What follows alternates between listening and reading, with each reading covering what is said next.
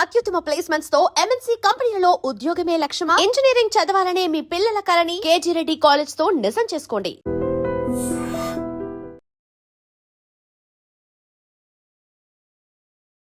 Firstly అసలు China అనగానే వాళ్ళ గవర్నమెంట్ గురించి ఒక క్లారిటీ కావాలి మా అందరికి. మన గవర్నమెంట్కి వాళ్ళ గవర్నమెంట్కి తేడా ఏంటి? ఏం చెప్పినా కానీ అన్ని ఫ్యాక్ట్స్ చెప్తాను. దానివల్ల చాలా మంది మనోభావాలు కూడా దెబ్బతినవచ్చు. నా ఛానల్ ప్రతి ఒక్కరు నాకు కమెంట్ పెట్టేది ఏంటంటే నేను దేశద్రోహి అని పెడతాను. మనకంటే ఒక 1 year తర్వాత వచ్చి ఉంటుంది వాళ్ళకి స్వాతంత్రం. Yes. మనల్ని ఎవరైతే బ్రిటిష్ వాళ్ళు పాలించారో వాళ్ళు కూడా జపనీస్ వాళ్ళు పాలించారని చెప్పి. మరి మనము వాళ్ళు at a time 1 year gap, మనమే ఇంకా ముందున్నాం కదా. ఇప్పుడు పర్టికులర్ పార్టీ గురించి నేను మాట్లాడితే బాగుండదు కాబట్టి వాళ్ళ గురించి నేను చెప్తాను. సో చైనా గవర్నమెంట్ గురించి మీరు చాలా మటుకు వినే ఉంటారు, కమ్యూనిస్ట్ కంట్రీ అని. సో కానీ వాళ్ళ లాజికల్గా వాళ్ళు ఆలోచించేది ఏంటంటే కమ్యూనిస్ట్ కాదు, క్యాపిటలిస్ట్ కంట్రీ. యుఎస్తో కూడా కంపేర్ చేసుకునే కెపాసిటీ వాళ్ళు. జాకీ చాన్ పేరు మీరు వినండి. Jackie Chan world famous actor కదా ఆయన. ఈ కెన్ ఇన్ఫ్లుయెన్స్. సో వాళ్ళ కొడుకు జేసీ అని ఆ పేరు, వీడ్ అంటే గంజాయితో ఒకసారి దొరికాడు. వాడు దొరికితే వాడిని తీసుకెళ్ళి ఫస్ట్ ఆఫ్ ఆల్ తీసుకెళ్ళి 6 నెలలు బొక్కలు పెట్టారు. నేను మీ దేశానికి రానని చెప్పేసి వాడు వెళ్ళిపోయాడంటే మీరు నార్మల్ ఉన్న జనాల పరిస్థితి ఎట్లా ఉంటుంది మీరు ఆలోచించారు. అక్కడ ఉండే జనానికి ఎప్పుడు ప్రాబ్లం ఉండదా? ఏ లీడర్ అయినా మనం క్వశ్చన్ చేయొచ్చు, మనకు ఆ హక్కు దమ్ము ధైర్యం మనకు ఉంది అని చెప్పేసి అనుకుంటాం. ప్రాక్టికల్ గా అది జరుగుతుంది.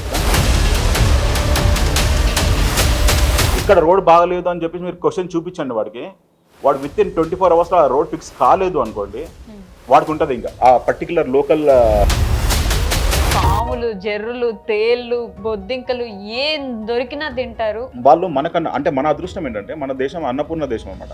ఫుడ్ గురించి మనకి ఎప్పుడు క్రైసిస్ రాలేదు ఇక్కడ. వాళ్ళు ఏంటంటే పురుగులు, కప్పలు అవన్నీ ఏది దొరుకుతుందో తినేస్తూ ఉంటారు. వర్జిన్ బాయ్ ఎగ్స్ అని ఒక ఫుడ్ ఉంటది, చిన్న పిల్లల టాయిలెట్ లో ఏదో ఎగ్స్ వేసి ఇది చేసి ఆల్మోస్ట్ 70 రూపాయలు ఏముంటుంది అనుకుంటా. దానిలో కూడా కోడి పిల్ల ఉంటుంది గుడ్డులో. ఆ పిల్ల తినేస్తారని మాత్రం చెప్పకండి. తింటారు మేడం. ఎడ్యుకేషన్ సిస్టమ్ ని మనం కంపేర్ చేసుకోగలమా India to China? First of all ఆ ఫ్రీ భోజనం పెట్టే కాన్సెప్ట్ అనే మన గవర్నమెంట్ వాళ్ళు సిగ్గుపడాల్సిన విషయం ఏంటంటే మిడ్ డే మీల్స్ పెడుతున్నాం కాబట్టి పిల్లలు స్కూల్కి వస్తారు మాట్లాడుతున్నారు కదా. ఆ ఫస్ట్ ఆఫ్ ఆల్ ఆ లీడర్స్ ని చెప్పులుసుకొని పోతారు. ఏంటి సోర్స్? క్యాపిటలిస్ట్ కంట్రీ కదా మేడం. నేను మీకు బియర్ గురించి ఒక వీడియో చేశాను, మీరు చూస్తే షాక్ అవుతారు. బియర్ క్యాన్స్ కొని నా బండి కడిగాను నేను.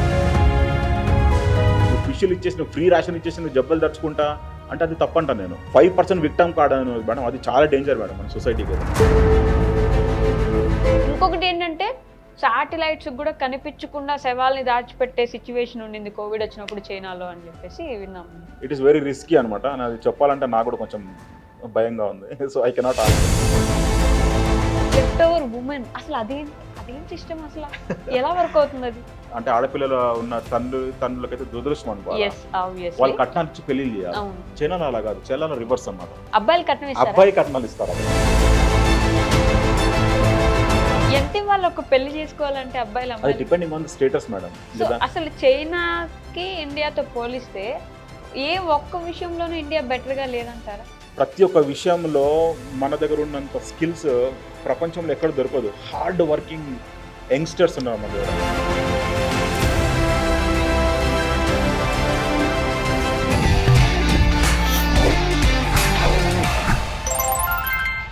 హాయ్, హలో, నమస్తే, welcome back to our channel. నేను మీ వైషు.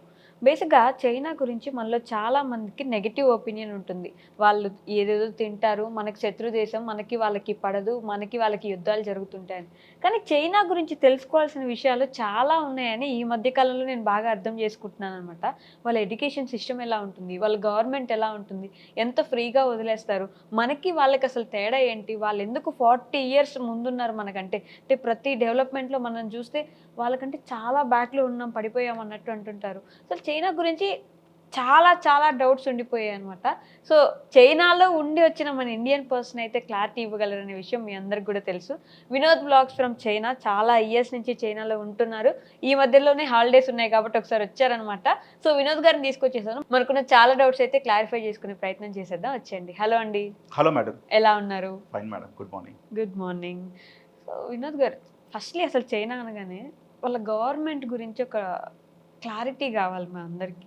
మన గవర్నమెంట్కి వాళ్ళ గవర్నమెంట్కి తేడా ఏంటి? బేసిక్గా అసలు ఫ్రీడమ్ ఉండదు, అది హిట్లర్ ప్రపంచం లాంటిది ఒక చైనా ప్రపంచం కూడా అంటుంటారు. అవును. ఎలా ఉంటుంది వాళ్ళ గవర్నమెంట్? నేనైతే హార్ట్ఫుల్గా చెప్తాను మేడం. సో ఏం చెప్పినా కానీ అన్ని ఫ్యాక్ట్స్ చెప్తాను. ఓకే, సో దానివల్ల చాలా మంది మనోభావాలు కూడా దెబ్బతినవచ్చు. ఎందుకంటే నేను ఫ్యాక్ట్స్ మాట్లాడతాను కాబట్టి. ఎందుకంటే నా ఛానల్ ప్రతి ఒక్కరు నాకు కమెంట్ పెట్టేది ఏంటంటే నేను దేశద్రోహి అని పెడతాను, ముద్దు పేరుతో నన్ను పిలుచుకుంటుంటారు. సో ఓకే, అది వాళ్ళ వెల్ విషయం, నేనేం చేయలేను దాని గురించి. ఓకే. సో చైనా గవర్నమెంట్ గురించి మీరు చాలా మటుకు వినే ఉంటారు, కమ్యూనిస్ట్ కంట్రీ అని చెప్పి. సో కానీ వాళ్ళ లాజికల్గా వాళ్ళు ఆలోచించేది ఏంటంటే కమ్యూనిస్ట్ కాదు, క్యాపిటలిస్ట్ కంట్రీ. అది క్యాపిటలిస్ట్. ప్రపంచం మొత్తంలో వాళ్ళు క్యాపిటలిస్ట్ లాగా ఫీల్ అవుతారు. Means financially strong, army wise చాలా స్ట్రాంగ్ ఉంటారు. ఈవెన్ యుఎస్తో కూడా కంపేర్ చేసుకునే కెపాసిటీ వాళ్ళకు ఉందన్నమాట. యుఎస్తో, మనతో కూడా కాదు, మనతో కాదు. వాళ్ళు, నేను చెప్పాలంటే ఫ్రాంక్గా మనని అసలు ఆల్మోస్ట్ నెగ్లిజెన్సిబుల్గా చూస్తారండి వాళ్ళు. They will not even compare. Okay, అంటే ఇండియన్స్ కి రెస్పెక్ట్, మనం నైబర్స్ లాగానే ఫీల్ అవుతారు అంతేగాని వీళ్ళు మనకి కాంపిటేటర్ అనేసి కానీ ఎనిమీ అని వాళ్ళ థాట్ ప్రాసెస్ అలా ఉండదు వాళ్ళకి. వాళ్ళ ఎనిమీ కానీ వాళ్ళ కాంపిటేటర్ ఏంటంటే వాళ్ళు యూఎస్ తో కంపేర్ చేసుకోవడానికి ట్రై చేస్తూ ఉంటారు. మన వాళ్ళు ఏంటంటే చైనాని చూసి ఏదో దుష్మన్ లాగా ఉంటుంది, ఎనిమీస్ వాళ్ళు అలా ఫీల్ అవుతూ ఉంటాం. కానీ అది రాంగ్ అని నేను అనుకుంటా. ఎందుకంటే మనం పక్కన ఉన్నప్పుడు మనం ఇంకా చాలా క్లోజ్గా ఉండాలి. పాపులేషన్ వైజ్ చూస్తే ప్రపంచం మొత్తంలో 40% ఆఫ్ ద పాపులేషన్ మన చైనా, ఇండియాలోనే ఉన్నారు. కాబట్టి మనం ఎంత క్లోజ్గా ఉంటే అంత మంచిది అనమాట. సో ఈ మొత్తం మన భూదేశానికి, మీన్స్ ప్రపంచానికి. అంటే మనమే గొడవలు పట్టుకుంటాం. అది మొత్తం పొలిటికల్ ఎజెండా. అది నా ఇమాజినేషన్లో నేను చెప్తున్నాను అనమాట. సో ఇప్పుడు గవర్నమెంట్ గురించి మీరు అడిగారు. ఇప్పుడు ఆ గవర్నమెంట్ మన గవర్నమెంట్ నేను కంపేర్ చేస్తాను అనుకోండి, చాలా ప్రాబ్లమ్స్ ఫేస్ చేయాల్సి వస్తుంది. కానీ నేను కంపేర్ చేస్తాను ఆయన, కానీ మీకే అర్థమై ఉంటుంది. నేను ఫస్ట్ ఒక చిన్న ఎగ్జాంపుల్స్ కొన్ని చెప్తాను. పొలిటికల్గా మీరైతే రీసెంట్గా న్యూస్ ఛానల్స్లో చూసుంటే క్యాబినెట్ మినిస్టర్స్ చైనాలో మెయిన్ క్యాబినెట్ మినిస్టర్స్ ఆల్మోస్ట్ మట్టిలో కలిపేస్తారు. వాళ్ళు 53 కాన్సెప్ట్ అని ఒకటి ఉంటుందండి. 53 రూపీస్ కాన్సెప్ట్ అని ఒకటి ఉంటుంది వాళ్ళకి. వాళ్ళు బేసిక్ ఏంటంటే ఊరేయడము, జైల్లో పెట్టడం, ఆ కాన్సెప్ట్ అని వాళ్ళు రన్ అవ్వరు. ఇప్పుడు వాళ్ళు ఏంటంటే 53 అంటే మన ఇండియన్ కరెన్సీలో నేను క్యాలిక్యులేట్ చేసి చెప్తాను. 9mm బుల్లెట్ కాస్ట్ వచ్చి 53 రూపీస్ ఉంటుంది. నేను ఇమాజినేషన్ అంటే 5.3 RMB వాల్యూ చేస్తే 53 కాన్సెప్ట్ అని ఉంటుంది అనమాట. వాళ్ళు ఏంటంటే తీసుకొచ్చి బుర్రలో బొక్క పెట్టేసి ఆల్మోస్ట్ వాడిని భూమిలో కలిపేస్తారు అనమాట. అది వాళ్ళ క్యాబినెట్ మినిస్టర్స్గా జరిగింది. ఎందుకంటే వీళ్ళు లంచాలు తీసుకోవడం వల్ల అలా పండబెట్టేస్తారు వాళ్ళు. దాన్ని బట్టి మీరు ఇమాజిన్ చేయండి, క్యాబినెట్ మినిస్టర్స్ పరిస్థితి ఎలా ఉంది అంటే నార్మల్ గవర్నమెంట్ అఫీషియల్స్ మీద ఎలా ఉంటుందో మీరు ఆలోచించండి.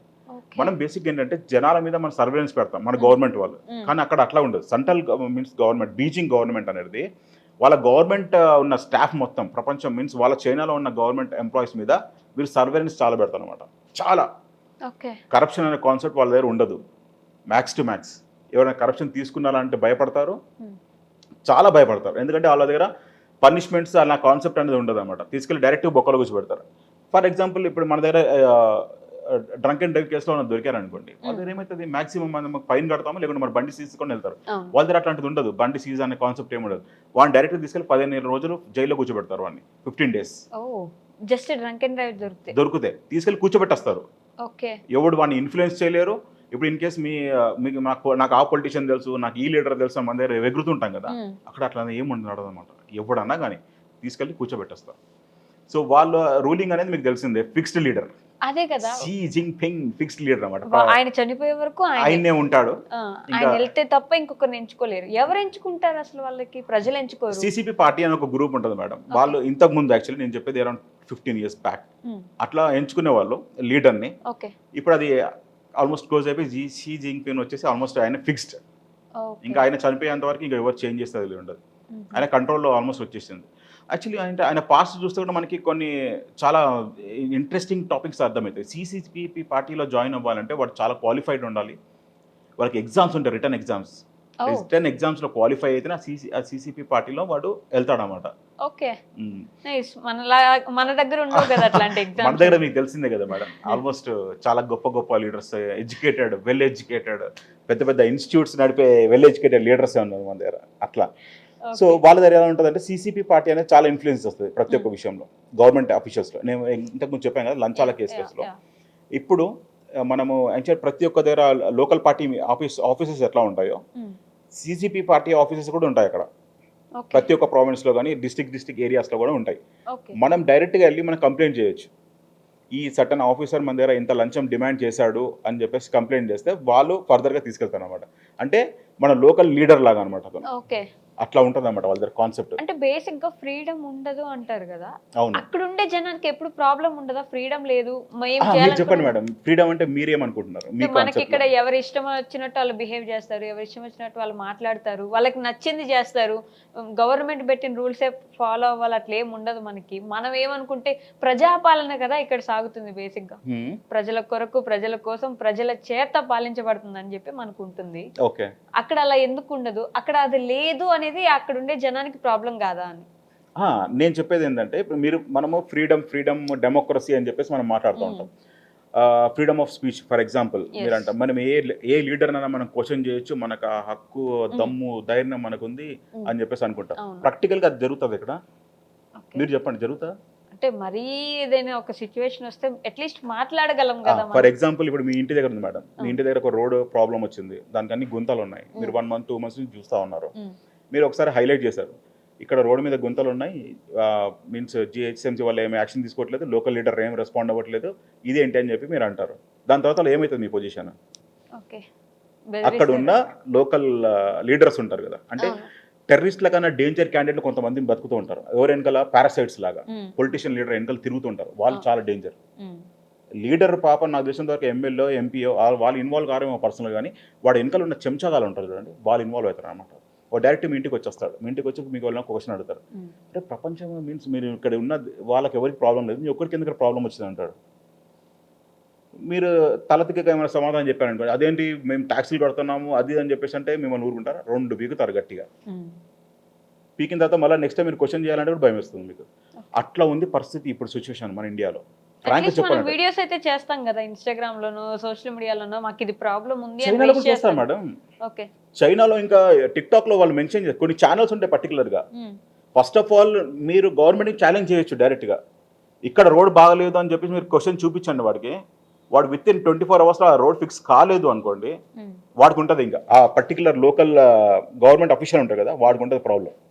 మరి ఫ్రీడమ్ లేదని ఎందుకంటే అదే కదా ప్రాబ్లం. ప్రాక్టికల్ గా మనం చూస్తే తెలుస్తుంది. ఇక్కడ ఏంటంటే ఎవరైనా క్వశ్చన్ చేస్తే తంతారు, అక్కడ క్వశ్చన్ చేస్తారు, అప్రిషియేట్ చేస్తారు, గవర్నమెంట్ అప్రిషియేట్ చేస్తుంది. అది ఇక్కడ ప్రాబ్లం మీకు ఫేస్ చేస్తున్నారా మీరు? నేను కొన్ని వీడియోస్ మీకు చూపిస్తాను కావాలంటే, నా ఛానల్ మీరు ఉండే చూడండి. వాళ్ళ లోకల్ పీపుల్ ఉంటారు కదా, టిక్ టాక్స్ మనం జనరల్గా చేస్తాం కదా ఫనీ వీడియోస్, అట్లా వాళ్ళు గవర్నమెంట్ని క్వశ్చన్ చేస్తూ చేస్తారనమాట. ఇక్కడ రోడ్ బాగాలేదు, ఇక్కడ చెట్లు ఎక్కువ పెరిగిపోయాయి, ఇక్కడ లైటింగ్ ప్రాబ్లం ఉంది, ఇక్కడ జనాలకు యాక్సిడెంట్స్ అవుతున్నాయి అని చెప్పి వాళ్ళు క్వశ్చన్ చేస్తూ ఉంటారు, రోడ్ మెజర్మెంట్స్ చూపించి. ఈ రోడ్ చూడండి ఎంత వచ్చింది, ఈ స్కై మీన్స్ ఫుట్ వాక్ ఎంత ఉండాలి అది అని చెప్పేసి వాళ్ళు చెప్తారు. అది కరెక్షన్ అయిపోతాయి, ఇమీడియట్గా కరెక్షన్ అయిపోతాయి. ఒక ఎగ్జాంపుల్ చెప్పాలంటే, రీసెంట్గా మా ఫ్రెండ్ ఒక అతను తిరుపతి నుంచి వచ్చాడు మొన్న రీసెంట్లీ 2 months బ్యాక్. ఆయన వచ్చినప్పుడు ఏంటంటే మొత్తం కొంచెం అక్కడ ఐస్ ఫామ్ అవుతుంది మేడం, చాలా కోల్డ్ టెంపరేచర్ ఉంటుంది కదా, ఐస్ ఫామ్ అవడం వల్ల డ్రైనేజ్ మూత దగ్గర కొంచెం గుంతలాగా పడి ఆయన స్కిడ్ అయి పడిపోయాడు అనమాట బైక్ నుంచి. దెబ్బ ఏం తగలేదు, స్కిడ్ అయి పడ్డాడు బైక్ పై నుంచి. పడితే నేను చూసాను, నెక్స్ట్ ఫోటో తీసుకొని మనకు ఛానల్లో ఉంటుంది ఆప్షన్, మంచి గ్రూప్లో పెట్టామన్నమాట, ఇట్లా చూడండి అని చెప్పేసి. నెక్స్ట్ డే పోయి చూస్తే ఆయన మొత్తం దాన్ని మంచి సెట్ చేసి సిమెంట్ వేసి అన్ని వేసి పెట్టారు క్లియర్గా. అలా ఉంటుంది రెస్పాన్స్. మరి ఎందుకని ఈ పేరు వచ్చింది ఫ్రీడమ్ ఉండదు అని చెప్పి? అదే నాకు ఇప్పటికి కూడా అదే డౌట్ వస్తుంది, ఫ్రీడమ్ అంటే యాక్చువల్లీ ఏంటి అని. ఓకే, ఇప్పుడు గవర్నమెంట్ మీకు 24 hours నేను వాటర్ ఇస్తున్నాను, 24 hours నేను కరెంట్ ఇస్తున్నాను, నువ్వు జాబ్ చేసుకోవడానికి నీకు ఆపర్చునిటీస్ ఎన్నో ఇచ్చాను కోకళ్ళలో, నువ్వు బిజినెస్ చేసుకుంటావా అంటే నీకు ఆపర్చునిటీ ఇచ్చాను, నేను లోన్ ఇస్తాను నీకు, సబ్సిడీస్లో నీకు మిషనరీ పర్చేస్ చేసి నీకు ఇస్తాను, ఫ్రీగా రెంట్ లేకుండా ఆల్మోస్ట్ 2-3 years వరకు నీకు ఆపర్చునిటీ పెట్టుకోవడానికి. మీన్స్ ఇండస్ట్రియల్ ఏరియాస్ ఉంటాయి కదా జోన్స్, అట్లాంటి దాంట్లో నీకు ఫ్యాక్టరీ లొకేషన్ ఇస్తాను, మిషనరీలో సబ్సిడీ ఇచ్చి నేను పర్చేస్ చేపిస్తాను, నీకు అది అమ్ముకోవడానికి ప్లాట్ఫామ్ని పెద్ద ప్లాట్ఫామ్స్ నేను క్రియేట్ చేశాను.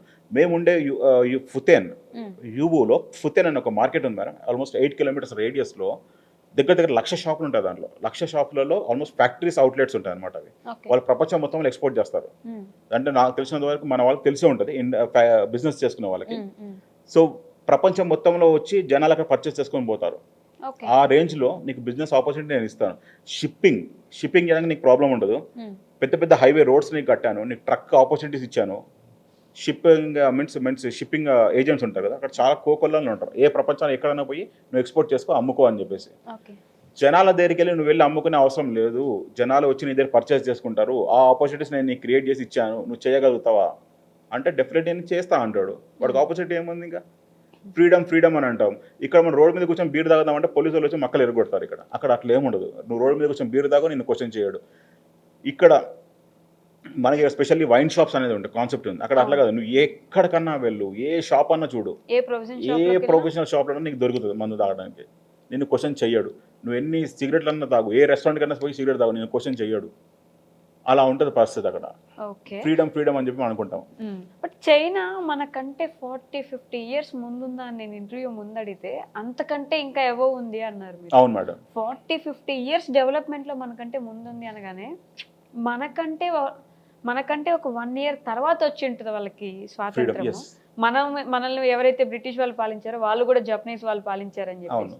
మరి మనము వాళ్ళు at a time 1 year gap, మనమే ఇంకా ముందున్నాం కదా, మరి వాళ్ళు ఎందుకు అంత ఫాస్ట్ గా అలా డెవలప్ అయిపోయారు, మనం ఇంకా ఎందుకు డెవలపింగ్ కంట్రీగానే మిగిలిపోయాం?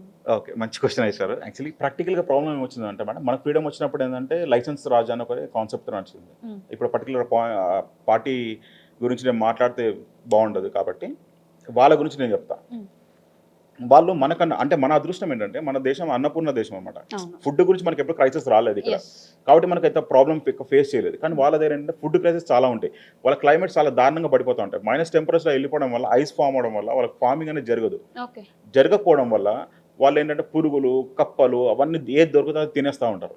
అది చాలా మంది అనుకుంటారు చైనా వాళ్ళు అన్ని తినేస్తారు అని చెప్పేసి. అది కరెక్టే, తింటారు.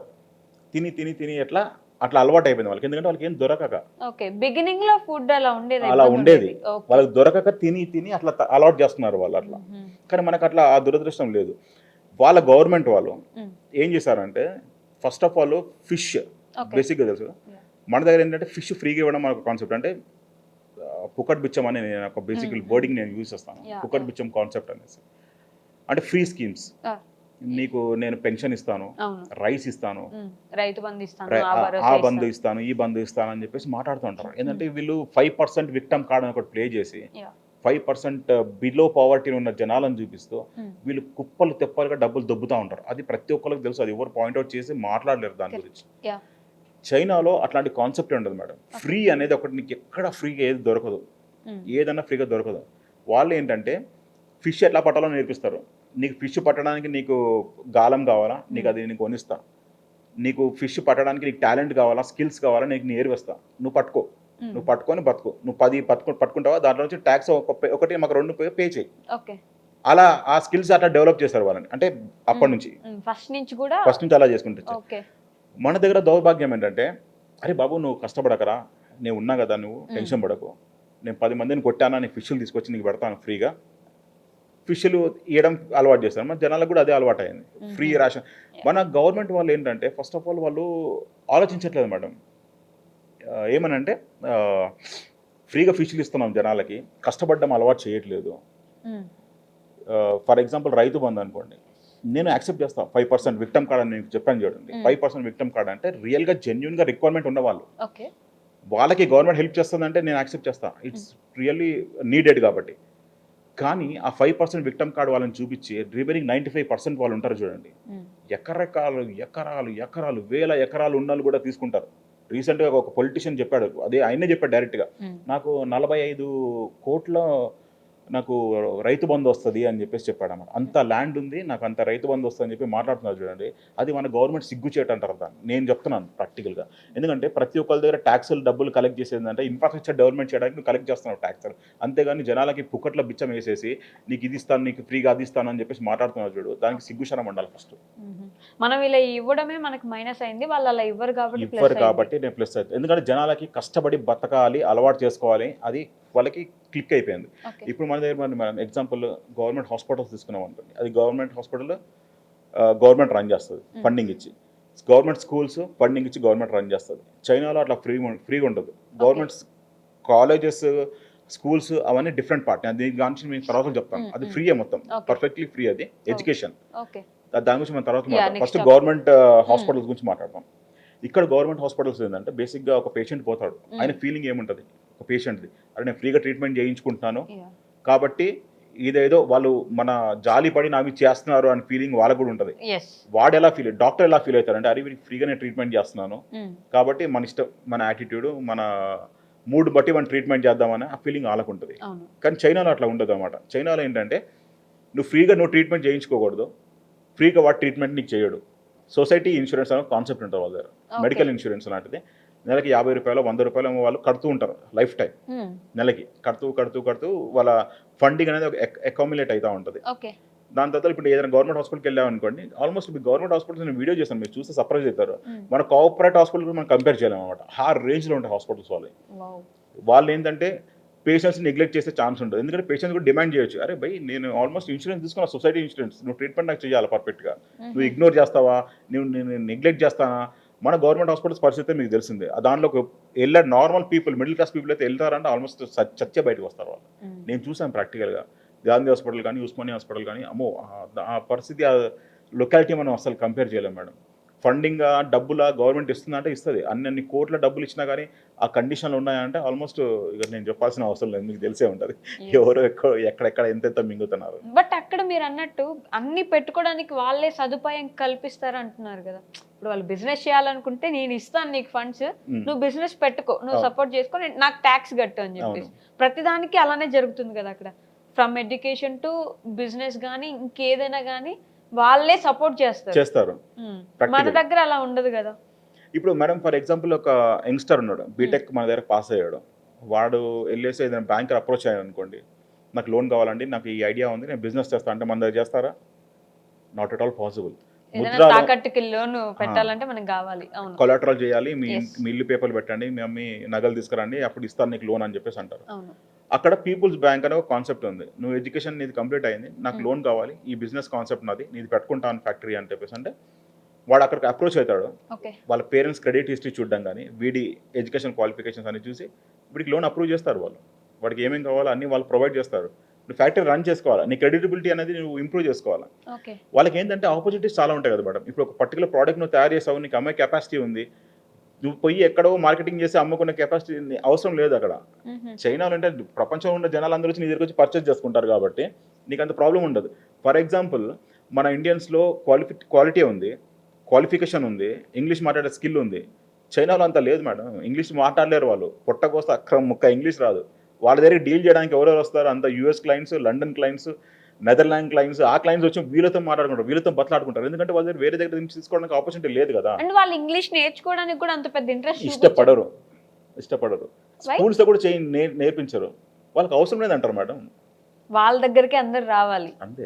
ఆ కాన్సెప్టే వాళ్ళది. ఇంగ్లీష్ నేర్చుకుని మేము అందరినీ వెల్కమ్ చేసి వాళ్ళతో ఇంగ్లీష్ లో మాట్లాడతాం అనే కాన్సెప్ట్ లేదు.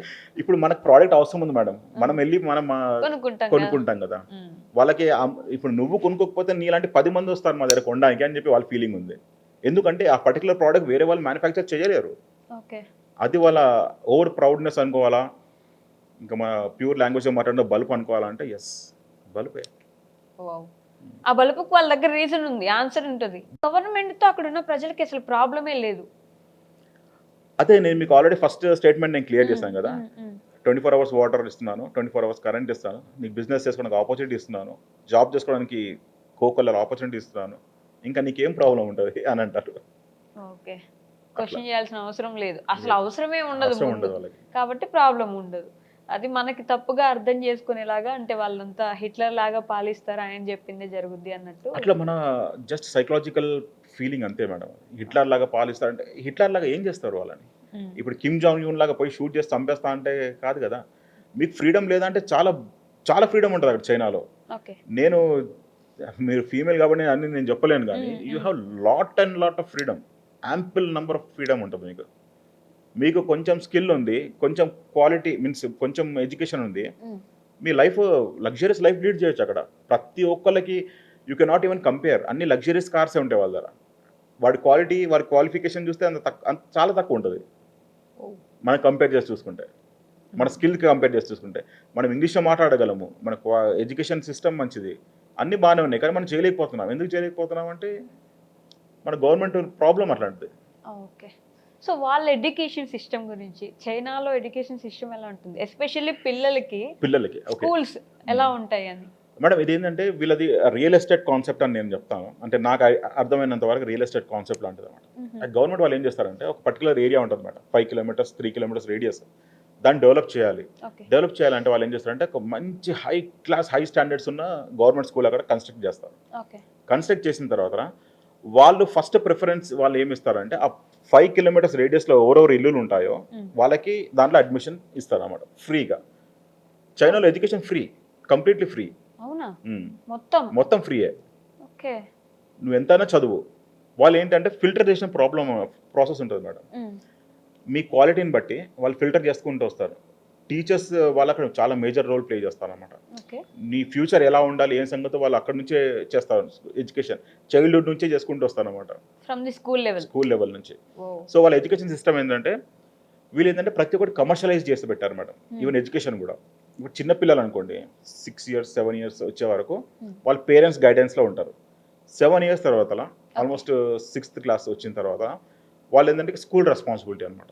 పిల్లలు హాస్టల్స్లో ఉండి చదువుకోవాలి, మేల్ ఫీమేల్ అయినా కానీ హాస్టల్స్లో ఉండే చదువుకోవాలి. దాని గురించి లాజిక్ నేను అడిగితే వాళ్ళు నాకు ఏం చెప్పారంటే షాకింగ్ లాజిక్ అనిపించింది నాకు. అక్కడ ఏంటంటే వైఫ్ హస్బెండ్ వర్క్ చేస్తారు రెవెన్యూ జనరేట్ చేయడానికి, పిల్లలు ఇంట్లో ఉన్నారనుకోండి అదొక పెద్ద ప్రాబ్లం వాళ్ళకి. వీళ్ళని కంట్రోల్ చేయాలి, వీళ్ళ టిఫిన్ బాక్స్ పెట్టాలి, మళ్ళీ వాళ్ళని స్కూల్ నుంచి పికప్ చేసుకోవాలి. ఆ హెడేక్ అంతా మీకు వద్దు, ఆ హెడేక్ మొత్తం గవర్నమెంట్ తీసుకుంటుంది. పిల్లలకి మీకు ఎడ్యుకేషన్ ఇస్తాము, ఫ్రీ ఫుడ్ ఇస్తాము, స్కూల్లో పెడతాము, హాస్టల్స్లో ఉంటారు, మీకు సండే వచ్చి మీరు తీసుకెళ్ళండి పిల్లలని, మీ వర్క్ డిస్టర్బెన్స్ కాకూడదు అనేసి ఆ కాన్సెప్ట్ అని ఉంటారు. ఇంకో ఇంట్రెస్టింగ్ టాపిక్ ఏంటంటే స్టూడెంట్స్ గురించి నేను చెప్తాను. మన దగ్గర చైల్డ్హుడ్ దాని ఏమంటారు చైల్డ్ లేబర్ అనే కాన్సెప్ట్ ఉంది. చిన్న పిల్లలు పని చేయకూడదు అని చెప్పి కాన్సెప్ట్ ఉంటుంది. కానీ అక్కడ అట్లా కాదు. వాళ్ళ హాలిడేస్ కూడా ఏ లెవెల్లో డిజైన్ చేస్తారంటే వాళ్ళు ప్రపంచం మొత్తంలో ఒక పీక్ సీజన్ ఉంటుంది మేడం. డిసెంబర్ క్రిస్మస్ సీజన్ ఉంటుంది, అది చాలా పీక్ సీజన్ అనమాట. వాళ్ళ బిజినెస్ కాన్సెప్ట్లో ఏంటంటే వాళ్ళకి ప్యాకింగ్ చేయడానికి కావాలంటే రెవెన్యూ మీన్స్ లేబర్ కావాలి. సో వీళ్ళు ఏం చేశారంటే జూన్ జూలైలో 1 month లీవ్ ఇస్తారు పిల్లలకి, స్కూల్ హాలిడేస్. ఈ పిల్లలందరూ ఏం చేస్తారంటే ఈ వేర్ హౌజెస్లలో చిన్న చిన్న ఫ్యాక్టరీస్లలో ప్యాకింగ్స్ దాంట్లో పోయి పని చేసుకుంటారు అన్నమాట, వర్క్ చేస్తారు. నేను మా కంపెనీ వేర్ హౌస్లో నేను చూస్తాను కదా, జూన్ జూలై రాగానే చిన్నపిల్లలు వస్తారు, మంచి ఆల్మోస్ట్ 8 years 9 years 10 years పిల్లలు వచ్చి అక్కడ కూర్చొని ప్యాకింగ్ చేస్తూ ఉంటారు.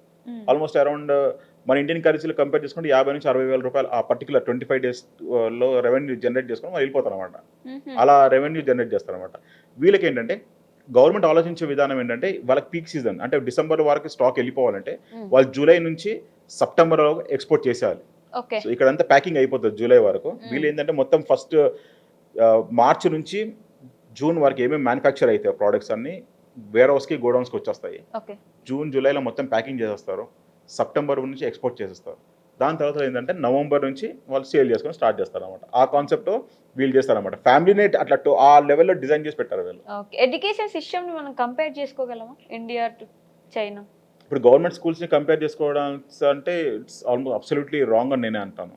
ఎందుకంటే మన దగ్గర తెలుసు కదా మేడం, గవర్నమెంట్ స్కూల్స్ మన దగ్గర ఉన్నంత దారుణంగా means a middle class person అన్నా కానీ డబ్బులు స్పెండ్ చేసి బయట పిల్లల్ని చదివించాలని అనుకోడు మేడం. ప్రాక్టికల్గా మన గవర్నమెంట్ స్కూల్సే మంచిగా ఉంటాయి. మనము చిన్న చిన్న విషయాలకి మనం సంకలు గుద్దుకుంటూ ఉంటాం. అరే ఆ సీఈఓ అక్కడ, ఆ కంపెనీ సీఈఓ మనవాడే, ఈ కంపెనీ సీఈఓ మనవాడే అని చెప్పి మనం ఫీల్ అవుతూ ఉంటాం. అది నేను కూడా యాక్సెప్ట్ చేస్తాను, కాదనట్లే. కానీ ఆ పర్టికులర్గా ఆ లెవెల్ ఆఫ్ పీపుల్ని మనం ఇక్కడ ఎందుకు చేయలేకపోతున్నాము అంటే that is the major drawback. Government schools major role play చేస్తున్నాయంటే నాట్ ఎట్ ఆల్ ప్రాక్టికల్ ఇప్పుడున్న సిచ్యువేషన్ అయితే కాదని చెప్పి నేను అనుకుంటాను. మన గవర్నమెంట్ వాళ్ళు జబ్బలు తరుచుకునేది ఏంటంటే మేము పిల్లలకు ఫ్రీ భోజనం పెడతామని చెప్పిన. ఫస్ట్ ఆఫ్ ఆల్ ఆ ఫ్రీ భోజనం పెట్టే కాన్సెప్ట్లోనే మన గవర్నమెంట్ వాళ్ళు సిగ్గుపడాల్సిన విషయం ఏంటంటే పేరెంట్స్ ఫ్రీ భోజనం గురించి పిల్లల్ని స్కూల్కి పంపిస్తున్నారా, మీరు ఆ థాట్ ప్రాసెస్లో ఎందుకు ఆలోచిస్తున్నారు? అంతే కదా మేడం. ఇప్పుడు మేము ఫ్రీ భోజనం పెడుతున్నాం కాబట్టి పిల్లలు స్కూల్కి వస్తున్నారు అని చెప్పేసి మాట్లాడతారు చూడండి. కొంతమంది లీడర్స్ మిడ్ డే మీల్స్ పెడుతున్నాం కాబట్టి పిల్లలు స్కూల్కి వస్తారని మాట్లాడుతున్నారు కదా. ఆ ఫస్ట్ ఆఫ్ ఆల్ ఆ లీడర్స్ని చెప్పులు తీసుకొని కొట్టాలా. అంత దరిద్రంగా అంత దిగజారిపోతూ నువ్వు ఫ్రీగా నేను ఇది పెడుతున్నాను కాబట్టి పిల్లలు వస్తున్నారని చెప్పి నువ్వు మాట్లాడుతున్నావు చూడు, దానికి నువ్వు సిగ్గుపడరా అని చెప్పేసి మాట్లాడాలి ఎవరన్నా కానీ. ఆ పేరెంట్స్ వాళ్ళకి ఏదో కష్టం మీన్స్ అంత ఫీజులు కట్టలేక వాళ్ళు పంపిస్తున్నారు. అట్లాంటప్పుడు నువ్వు గవర్నమెంట్ స్కూల్స్లో నువ్వు స్టాండర్డ్స్ ఇంప్రూవ్ చేసుకోవాలని నీకు ఉండాలా. నువ్వు డబ్బులు తీసుకుంటున్నావు కదా. మన దగ్గర దౌర్భాగ్యం ఏంటంటే మేడం, ప్రైవేట్ స్కూల్స్లో మనం లక్షల ఫీజులు కట్టి పంపించినప్పుడు అక్కడ ఉన్న టీచర్స్కి ప్రాపర్ క్వాలిఫికేషన్ ఉండదు, ప్రాపర్ టాలెంట్ ఉండదు. కానీ గవర్నమెంట్ స్కూల్లో వాళ్ళు ఎంతో క్వాలిఫైడ్ అయిన టీచర్స్ ఉంటారు, ఎంతో టాలెంట్ ఉంటారు teachers, but they are not able to educate. ఎందుకంటే వాళ్ళు ఫర్ గ్రాంటెడ్ తీసుకున్నారు మేడం. గవర్నమెంట్ జాబ్ వచ్చిందంటే చాలు నేను రిలాక్స్ అయిపోతా, ఇంకా వాళ్ళకి నేను చదువు చెప్పినా పర్లేదు చెప్పకపోయినా పర్వాలేదు అని చెప్పేసి వాళ్ళు రిలాక్స్ అయిపోయి కూర్చుంటారు కదా. That is the major drawback అనమాట. అది మేజర్ ప్రాబ్లం అక్కడ వస్తుంది. ఓకే. స్టాండర్డ్స్ విషయానికి వస్తే ఎలా ఉంటుంది వాళ్ళది బెటర్? చైనాలో కాంప్రమైజ్ అయ్యే సీన్ ఉండదు మేడం. ఇప్పుడు మన దగ్గర కొన్ని బ్యాడ్ ఇన్సిడెంట్స్ జరుగుతూ ఉంటాయి స్కూల్స్లో. I hope you understand. నేను లైవ్లో నేను చెప్పదలుచుకోలేదా ఆ వర్డ్స్. అర్థమైంది. మీరు ఒక చిన్న ఇమాజినేషన్ చూడండి. ఆడపిల్లలు ఆల్మోస్ట్ పెద్దగా అయిన ఆడపిల్లల్ని కూడా మనం హాస్టల్స్లో పెట్టి చదివిస్తున్నామంటే పేరెంట్స్ వాళ్ళ కాన్ఫిడెన్స్ గవర్నమెంట్ పైన ఏ లెవెల్లో ఉందో మీరు ఆలోచించండి. మీరు కూడా చూసే ఉంటారు, మన దగ్గర సొసైటీ హాస్టల్స్ ఉంటాయి, ఆ పరిస్థితి చాలా దారుణంగా ఉంటుంది. కానీ ఇక్కడ అట్లా ఉండదు అన్నమాట. చైనాలో రూల్స్ చాలా స్ట్రిక్ట్ ఉంటాయి అన్నమాట. అక్కడ వాళ్ళ మైండ్ సెట్లో ఒక భయం అనేది కూర్చోబెట్టేస్తారు వాళ్ళు. 53 కాన్సెప్ట్, 53 రూపీస్ కాన్సెప్ట్ చెప్పాను కదా, ఆ కాన్సెప్ట్ కూర్చోబెట్టారు. ఆ కూర్చోబెట్టడం వల్ల గవర్నమెంట్ అఫీషియల్స్ ఏదైనా తప్పు చేద్దాం అనుకున్నా కానీ వాళ్ళ వెన్నెల్లో వణుకు పుడుతుంది. వాళ్ళు నిన్ను క్వశ్చన్ చేస్తాము, నేను నిన్ను తీసుకెళ్లి కోర్టు బోన్లో నిలబెడతాను, ఇన్ని రోజులు నేను కేసు నడిపిస్తాను, తిప్పుతాను, అట్లాంటి కాన్సెప్ట్ ఏముండదు. మాట్లాడతారు, తీసుకెళ్తారు, దించిపడేస్తారు. అక్కడ బుర్రకు బొక్కబెట్టి పండబెట్టేస్తాను అన్నమాట భూమిలో. వాళ్ళ కాన్సెప్ట్ అది. అంటే అసలు నెక్స్ట్ ఫర్దర్ గా ఆలోచించడం జడ్జి కోర్టు వాళ్ళ దగ్గర కోర్టులో కేసులు అవన్నీ నడుస్తాయి. వాళ్ళ డెసిషన్ ఎట్లా అంటే క్విక్ ఉంటుంది అనమాట. అంటే ప్రొలాంగ్ కేసెస్ అనేది ఉండదు. నువ్వు కోర్టులో వెళ్ళావు, నువ్వు గిల్టీ ఫీల్ అయ్యావు, దాని తర్వాత నీకు యాక్షన్ ఆటోమేటిక్లీ వచ్చేస్తుంది. నీకు ఇంకా నేను తీసుకెళ్ళి నేను జైల్లో కూర్చోబెట్టి నీకు ఎన్నో తరతరాలు ఏళ్ళు నీకు పెంచి పోషిస్తా అన్న కాన్సెప్ట్ ఉండదు. నేను కష్టపడి నేను తాడు నేసి నీకు ఊరేసి నేను ప్రశాంతంగా పంపిస్తాన కాన్సెప్ట్ కూడా ఉండదు. తీసుకెళ్ళి లైన్గా గుంపుల్లో నిలబెట్టినాడు, మీరు గొర్రెలు నిలబెట్టేసి టప టప టప టప దించి పడేస్తారు. ఆ వీడియోస్ కూడా ఉన్నాయి. నేను ఆ వీడియోస్ నేను పెట్టలేను కానీ ఆ వీడియోస్ కూడా ఉంటాయి అన్నమాట. దించేసి అందరినీ ఒకటేసారి భూమిలో పండబెట్టేస్తాను అనమాట. ఏ పాట ఆర్గన్ ఏది అవసరం ఉంటే అన్ని పీక్కొని పండబెట్టేస్తారు వాళ్ళు. ఎస్, అలాంటి సిస్టమ్ మన దగ్గర ఎందుకు ఉండదు? అలాంటి సిస్టమ్ మన దగ్గర ఉంటే ఈ పార్టీకి మనం యూఎస్ని ఎప్పుడో క్రాస్ చేస్తుండే. మనకున్న టాలెంట్కి ఎప్పుడో క్రాస్ చేస్తుండే. భయం అనేది ఇక్కడ లేదు మేడం. పొలిటికల్ లీడర్ అండు ఉందంటే చాలు, వాడంత తోపుగాడు లేడని ఇవ్వడం అనుకోడు. తోపే. పోలీసు వాళ్ళు క్వశ్చన్ చేస్తారా? చేయలేరు. ఎవరైనా లోకల్ లీడర్స్ క్వశ్చన్ చేయగలుగుతారా? చేయలేరు. ఎందుకంటే నాకు ఆ ఎమ్మెల్యే తెలుసు, నాకు ఆ మినిస్టర్ తెలుసు అని ఈడు రెచ్చిపోతా ఉంటాడు. అట్లా ఉంటుంది అన్నమాట. Coming back to education, school to college to వాళ్ళకి జాబ్ వచ్చేంత వరకు మొత్తం చైనా గవర్నమెంటే చూసుకుంటుంది. Depends on your talent. Filterisation గురించి మీరు చెప్పారు. మీరు ఒలింపిక్స్ గురించి మీరు వినే ఉంటారు. మేజర్ గోల్డ్ మెడల్స్ అని చైనా వాళ్ళకి వస్తాయి. ఎందుకు వస్తాయి తెలుసా? వాళ్ళని చైల్డ్హుడ్ నుంచే చూస్తూ ఉంటారు అనమాట. వీళ్ళు ఫిల్టరైజేషన్ ప్రాసెస్ ఎక్కువ చేస్తారు. ఇది ఒక పర్టికులర్ స్టూడెంట్కి ఒక రన్నింగ్ టాలెంట్ ఉంది అనుకోండి, వాడికి చిన్నప్పుడే క్యాప్చర్ చేస్తారు. వీడికి రన్నింగ్ టాలెంట్ ఉంది. గవర్నమెంట్ వాళ్ళు వీళ్ళని మీన్స్ లోకల్ ఉన్న స్కూల్ వాళ్ళు, అడ్మినిస్ట్రేషన్ వాళ్ళు, టీచర్స్ మీన్స్ వాళ్ళ పేరెంట్స్ అప్రోచ్ అవుతారు. మీ కొడుకుకి ఈ టాలెంట్ ఉంది, వీ నీడ్ దిస్ గై అని. వాళ్ళు కూడా డెఫినెట్లీ అంటారు, ఓకే ప్లీజ్ గో హెడ్ అని. చిన్నప్పటి నుంచి తీసుకున్న తర్వాత వాళ్ళకి ఇచ్చే ట్రైనింగ్ ఏ రేంజ్లో ఇస్తారంటే, ఎడ్యుకేషన్ ఇస్ సెకండరీ. వీడు రన్నింగ్లో పర్ఫెక్ట్ కాబట్టి వీడిని రన్నింగ్లో నేను ట్రైన్ చేస్తాను. అదే విధంగా వాడిని ట్రైన్ చేసి ఒలింపిక్స్ గోల్డ్ మెడల్ కొట్టేంత వరకు ట్రైన్ చేస్తారు వాడికి. ఫుడ్ అదంతా కూడా గవర్నమెంట్ చూసుకుంటుంది పర్ఫెక్ట్గా. చూసుకున్న తర్వాత అప్పుడు చేస్తాను అనమాట. అట్లా మీకు తెలియని విషయం ఇంకోటి చెప్పాలి మేడం. యాక్చువల్లీ కొంతమంది మనం మొబైల్ అడిక్షన్ అనే కాన్సెప్ట్ ఇప్పుడు రీసెంట్గా చైనాలో కూడా అట్లాంటి కాన్సెప్ట్ ఉంది అనమాట. అరౌండ్ 2-3 years నుంచి నేను చూస్తూ ఉన్నాను. వీళ్ళు ఏం చేస్తారంటే, పిల్లలు మొండి పిల్లలు ఉంటారు కదా, మీన్స్ పేరెంట్స్కి వినకుండా నేను ఇష్టం వచ్చింది చేస్తా అది అని చెప్పేసి, ఈ అట్లీస్ట్ లోకల్ పేరెంట్స్ ఉంటారు, వాళ్ళు వీళ్ళ మిలిటరీ క్యాంప్స్ ఉంటాయి కొన్ని, ఆ క్యాంప్స్కి మనం ఫోన్ చేసి వీళ్ళ మీద మన పిల్లల మీద కంప్లైంట్ ఇచ్చామనుకోండి, వాళ్ళు వచ్చి వీళ్ళని పట్టుకొని వెళ్ళిపోతారు. పట్టుకొని వెళ్ళిపోయి వాళ్ళని ఒక రేంజ్లో ట్రైనింగ్ ఇస్తారు వాళ్ళకి. అంటే పేరెంట్స్కి ఎట్లా రెస్పెక్ట్ చేయాలి, నువ్వు ఎడిక్షన్స్, మీ మొబైల్ ఎడిక్షన్ ఎలా వదులుకోవాలి, నీ చదువుకో ఎలా ఇంప్రూవ్ చేసుకోవాలి, అవన్నీ చూస్తుంటే రియల్లీ మేడం నాకు ఎంత బాధ అనిపిస్తుంది తెలుసా. అరే మన పిల్లలు వాళ్ళకన్నా 100% బెటర్, కానీ మన వాళ్ళకి అడ్వాంటేజ్ దొరకట్లేదు. వీళ్ళు ఏందిరా బాబు, గవర్నమెంట్ ఏంట్రా ఇంత ఇన్వాల్వ్ అయ్యి పట్టించుకుంటుంది అని చెప్పేసి నాకు అట్లా అనిపిస్తూ ఉంటుంది అనమాట. ఎందుకంటే వాళ్ళ దగ్గర రెవెన్యూ కూడా చాలా ఉంది మేడం, మనకు కంపేర్ చేసి చూసుకుంటే. ఎక్కడి నుంచి వస్తుంది చైనా గవర్నమెంట్కి? అన్ని ఫ్రీ, ప్రతి దగ్గర అన్ని ఎంత కావాలో మేము అన్ని సమకూరుస్తాం మీకోసం అంటారు. ఏంటి సోర్స్? అసలు క్యాపిటలిస్ట్ కంట్రీ కదా మేడం. ఇప్పుడు నేను చెప్పాను కదా, ఇప్పుడు మీరు ఒక బిజినెస్ స్టార్ట్ చేద్దాం అనుకుంటారు అనుకోండి, నేను మీకు 100 రూపాయలు ఇన్వెస్ట్మెంట్ పెట్టి నీకు బిజినెస్ పెట్టిస్తాను నేను, అది నువ్వు నిలబెట్టుకోవాలా. నువ్వు నిలబెట్టుకున్న తర్వాత నేను ఆల్మోస్ట్ నీ దగ్గర రెవెన్యూ నేను తీసుకుంటాను కంపల్సరీ ₹10 అలా తీసుకుంటాను. ఓకే. నా డబ్బులు నాకు వచ్చేస్తాయి రిటర్న్ ఎట్లన్నా కానీ. నువ్వు నీ లైఫ్ సెటిల్ అయిపోతుంది, నీతో పాటు ఒక 10 మంది సెటిల్ అవుతారు. నువ్వు ఇచ్చే రెవెన్యూ నాకు డెఫినెట్లీ ఇస్తావు. నువ్వు నీకు ₹100 వస్తున్నప్పుడు నీకు ట్యాక్స్ ₹10 కట్టడానికి ఏం ప్రాబ్లం ఉంటుంది చెప్పండి. ఇప్పుడు మన దగ్గర ఏందనుకోండి, ఇప్పుడు రీసెంట్గా మీరు చూసే ఉంటారు, అడిక్షన్, సిగరెట్ అడిక్షన్ ఉన్న వాళ్ళు కానీ ఆల్కహాల్ అడిక్షన్ ఉన్న వాళ్ళు బీభత్సంగా వాళ్ళ మీద ట్యాక్సులు పెంచి సాగు కొడతా ఉన్నారు. అంటే ఆల్మోస్ట్ 90లో రక్తం పీల్చే వాళ్ళు అంటారు, గవర్నమెంట్ వాళ్ళు రక్తం పీల్చే వాళ్ళు 90లో అనేసి. ఇప్పుడు ఆల్మోస్ట్ మాంసం తింటున్నారు మన వాళ్ళది. ఇంకా 10-15 ఏళ్ళ తర్వాత బొక్కలు తినేస్తారు. ఇంకేం మిగులుతుంది, తోలు తప్ప ఏం మిగులుతుంది మన దగ్గర. ఓకే. అంటే పెంచితే ఆపుతారనే ఆలోచన కదా మన దగ్గర. అదే కదా దౌర్భాగ్యం అని చెప్తున్నా. వీళ్ళ మీద డిపెండ్ అయ్యి అంతంత ట్యాక్సులు వేయడం తప్పు కదా మేడం. అడిక్షన్స్ ఉన్న వాళ్ళ మీద డిపెండ్ అయ్యి వాడికి తప్పదు, వాడికి అడిక్షన్ ఉంది కాబట్టి వాడు కంపల్సరీ ఎంత డబ్బు అయినా కానీ ఖర్చు పెట్టి తింటాడు వాడు. అట్లాంటప్పుడు వాడి మీద డిపెండ్ అవ్వడం తప్పు కదా మేడం. నేను మీకు బియర్ గురించి ఒక వీడియో చేశాను, మీరు చూస్తే షాక్ అవుతారు.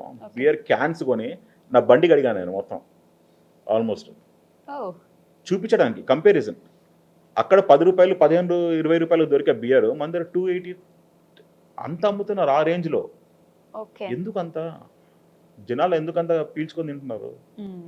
సో క్యాపిటలిస్ట్ కంట్రీ కాబట్టి రెవెన్యూ వచ్చేస్తుంది ఆటోమేటిక్గా, ట్యాక్సెస్ రూపంలో ఆటోమేటిక్గా వచ్చేస్తుంది. మీరు ఒక చిన్న ఫ్యాక్టరీ పెట్టారు అనుకోండి మేడం, గవర్నమెంట్కి ₹100 ఇచ్చి సపోర్ట్ చేసి మీకు ఫ్యాక్టరీ పెట్టించింది. మీకు ఎంప్లాయ్మెంట్ కావాలా?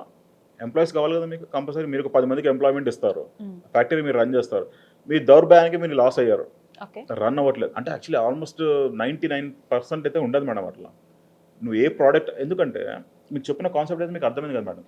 నువ్వు పోయి మార్కెటింగ్ చేసి అమ్ముకునే ప్రాబ్లం నీకు లేదు, నీ దగ్గరికి వచ్చి కొనుక్కుంటారు. నువ్వు ఏంటంటే నీ టాలెంట్ ఉపయోగించి మంచి ప్రోడక్ట్ నువ్వు తయారు చేసి చూపించు, అమ్మితే డెఫినెట్లీ కొంటారు జనాలు. బట్ మేడ్ ఇన్ చైనా అంటే మనం ఇప్పుడు బ్యాన్ చేసాం, చైనా అంటే నవ్వుతారు, చైనా ప్రొడక్ట్స్ మంచివి కాదు అంటారు. అది కూడా చాలా ఇంట్రెస్టింగ్ టాపిక్, చాలా మందికి నచ్చదు ఆ వర్డ్.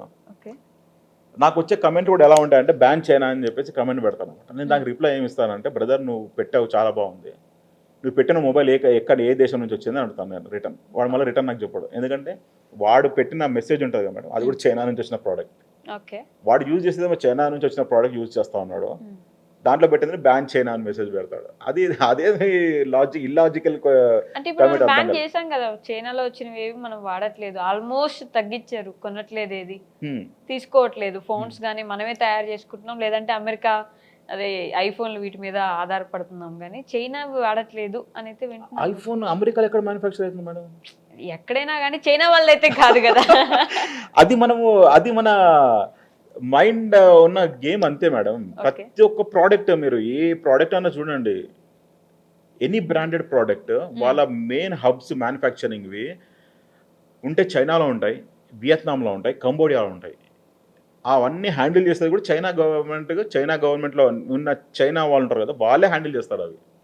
అది మన వాళ్ళకి అర్థం కావట్లేదు. మనం ఏమనుకుంటామంటే, ఇప్పుడు ఫర్ ఎగ్జాంపుల్ కొన్ని ఉంటాయి మేడం ఐటమ్స్, మనం ఏమంటే ఇండియన్ ప్రోడక్ట్స్ అని చెప్పేసి అనుకుంటాం. అది ఓన్లీ లేబులింగ్ ఇండియా ఉంటుంది, అంతేగాని ప్రోడక్ట్ మ్యానుఫ్యాక్చర్ అనేది చైనాలో. ఎలక్ట్రిక్ బైక్స్ ఫర్ ఎగ్జాంపుల్ అనుకోండి మేడం, ఎలక్ట్రిక్ బైక్స్లో ప్రతి ఒక్క స్పేర్ పార్ట్ చైనా నుంచి ఇంపోర్ట్ చేసుకొని ఇక్కడ, ఫర్ ఎగ్జాంపుల్ ఆ కంపెనీ పేరు ఎందుకు లేదు, మళ్ళీ వాడు కింద పడి కొట్టుకొని ఏడుస్తాడు.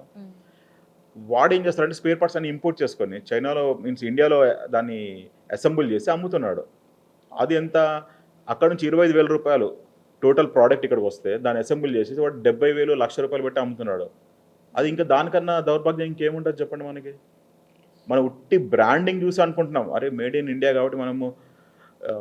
మన పొలిటీషియన్స్ కూడా మనకి ఏమి ఇచ్చారండి మేడం, జుంజాన్ అంటే తెలుసు కదా మీకు, చిన్నపిల్లలు ఇలా మోగిస్తూ ఉంటారు చూడండి, దేశభక్తి అనే కాన్సెప్ట్ తోని, మేడ్ ఇన్ ఇండియా అనే కాన్సెప్ట్ తోని ఇట్లా మనం మోగిస్తాం చూడండి, అది పిచ్చోళ్ళని చేస్తాను మేడం ప్రాక్టికల్గా.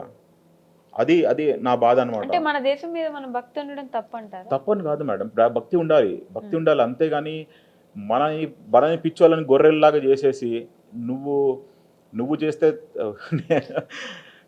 ఆ వర్డ్స్ నేను యూజ్ చేయలేకపోతున్నాను మీ ముందు, సారీ నేను మాట్లాడదలుచుకోలేదు. అట్లనే ఉంటది అన్నమాట.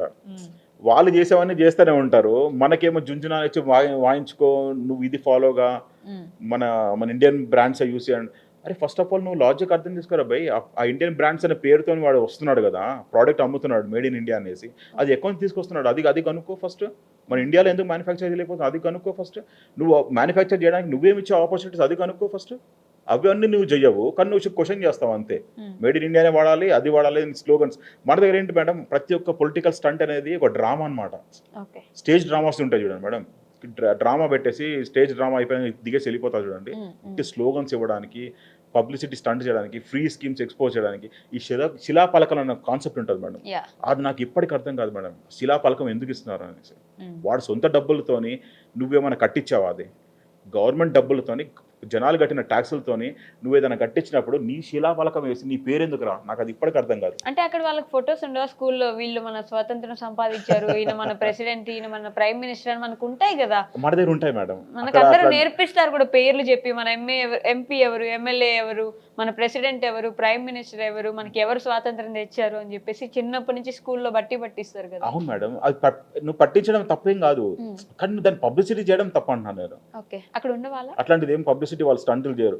వాళ్ళు పెద్ద పెద్ద కోట్ల రూపాయలు ఖర్చులు పెట్టి వాళ్ళు బ్రిడ్జ్లు, ఫ్లైఓవర్లు కడతారు మేడం. కట్టిన తర్వాత కూడా మనకు ఒక చిన్న బోర్డు కనబడదు. అరే ఈ లీడర్ కట్టాడు. దాని తర్వాత మన దగ్గర ఉన్న దౌర్భాగ్యం ఏంటంటే ఒక చిన్న బాత్రూమ్ ఉంటుంది, పబ్లిక్ బాత్రూమ్. దాని పక్కన ఆ బాత్రూమ్ కన్నా పెద్ద శిలాపాలకం ఉంటుంది ఒకటి. ఆ ఎమ్మెల్యే వస్తాడు, దాని తర్వాత లోకల్ కార్పొరేటర్ వస్తాడు, వార్డు మెంబర్ వస్తారు, లీడర్లు వస్తారు. నాకు ఇప్పటికీ అది ఆ కాన్సెప్ట్ అర్థం కావట్లేదు. అంటే పూర్తిగా ఇండియాని తప్పు పడుతున్నట్టున్నారు, ఇండియా సిస్టమ్ని తప్పు పట్టలేదు మేడం. మన దగ్గర పబ్లిసిటీ స్టంట్ ఎక్కువ, పని తగనం తక్కువ అంటాను అంతే.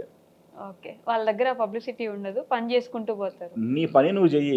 నిన్ను ఎలక్ట్ చేసింది దేని గురించి?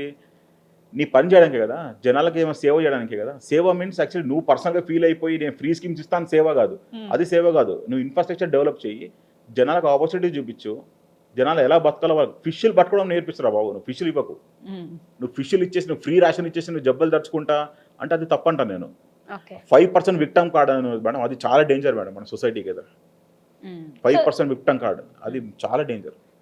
చైనాలో దొరకని వస్తువే లేదు అంటారు. లేదు, ఏదైనా సరే చైనాలో ఖచ్చితంగా దొరుకుద్ది. లేదు, అన్ని దొరుకుతాయి. ఈ రూమ్ లో చూడండి మేడం, మీరు ఏ ప్రోడక్ట్ చైనా నుంచి రాలేదు మీరు చెప్పండి నాకు, నేను చెప్పగలుగుతా మీకు. ఓకే. ఇది ఐకియా ప్రోడక్ట్ అంతే. మరి ఎక్కడి నుంచి వచ్చింది అనుకుంటారు మీరు? ఓకే. ఈ కెమెరా ఎక్కడి నుంచి వచ్చింది అనుకుంటారా? కెమెరా స్టాండ్ ఎక్కడి నుంచి వచ్చింది అనుకుంటారా? లైట్ ఎక్కడి నుంచి వచ్చింది అనుకుంటారా? అన్ని వాళ్ళే తయారు చేస్తున్నారా? వాళ్ళకి రిసోర్సెస్ ఎక్కడి నుంచి వస్తాయి? రిసోర్సెస్ అంటే very very simple concept madam. Okay.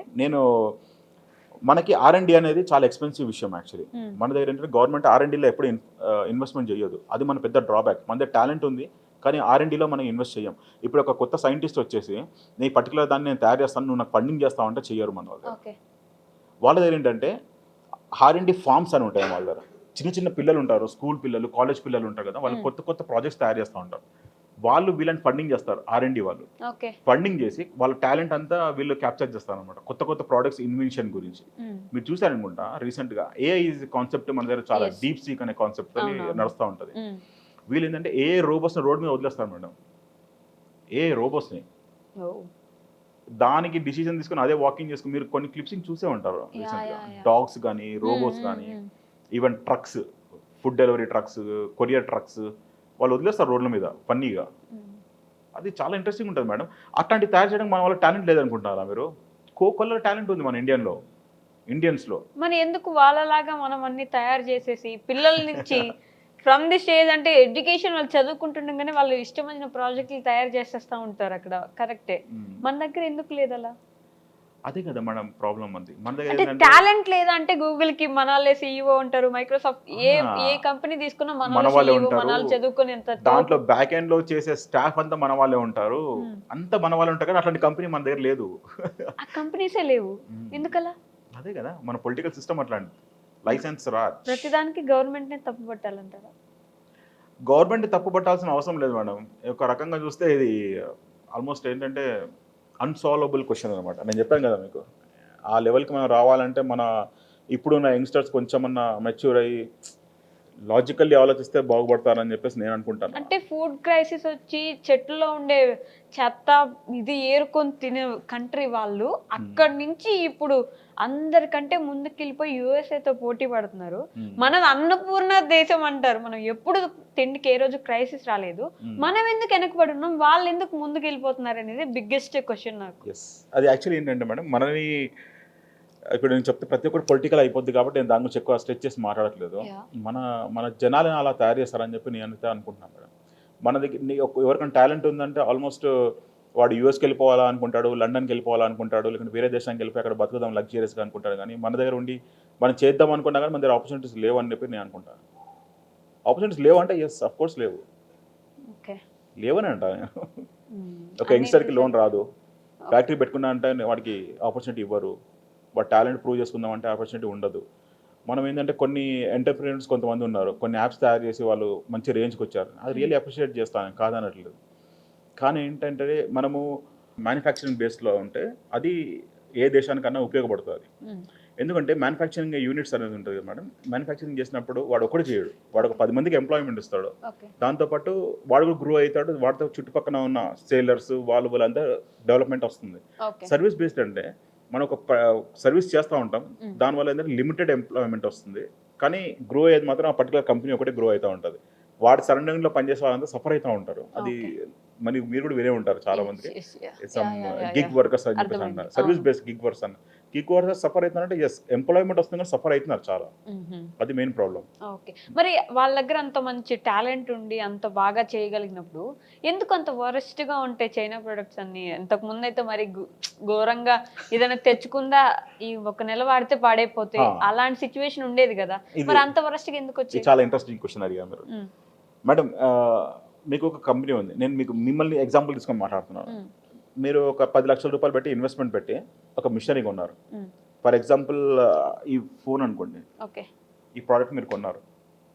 నేను కంపేర్ చేసి చెప్తున్నాను మీకు, ఆ మిషనరీతో ఈ ఫోన్ మీరు తయారు చేస్తారు రైట్, మీరు ఏ విధంగానే తయారు చేయగలుగుతారు ఈ ఫోన్ని.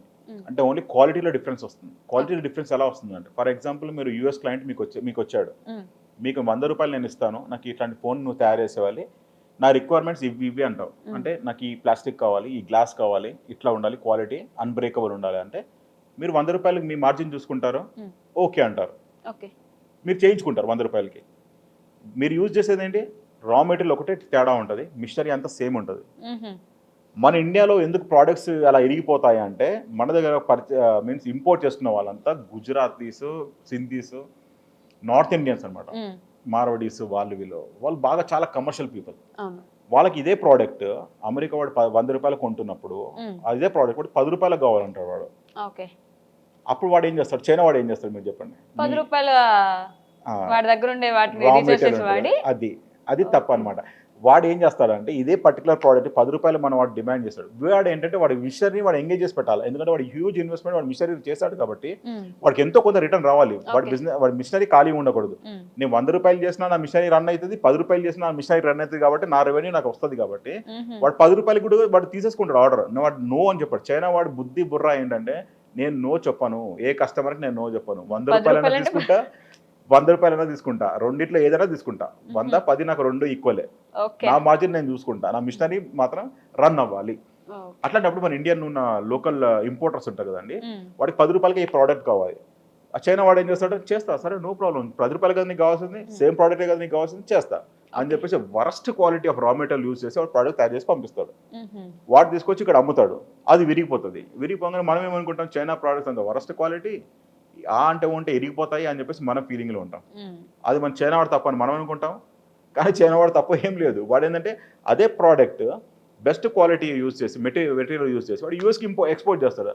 అవి బ్రేక్ అవ్వవు, సావు, గట్టిగా ఉంటాయి, ఎందుకంటే product quality raw material use చేస్తుంది చాలా పర్ఫెక్ట్ కాబట్టి.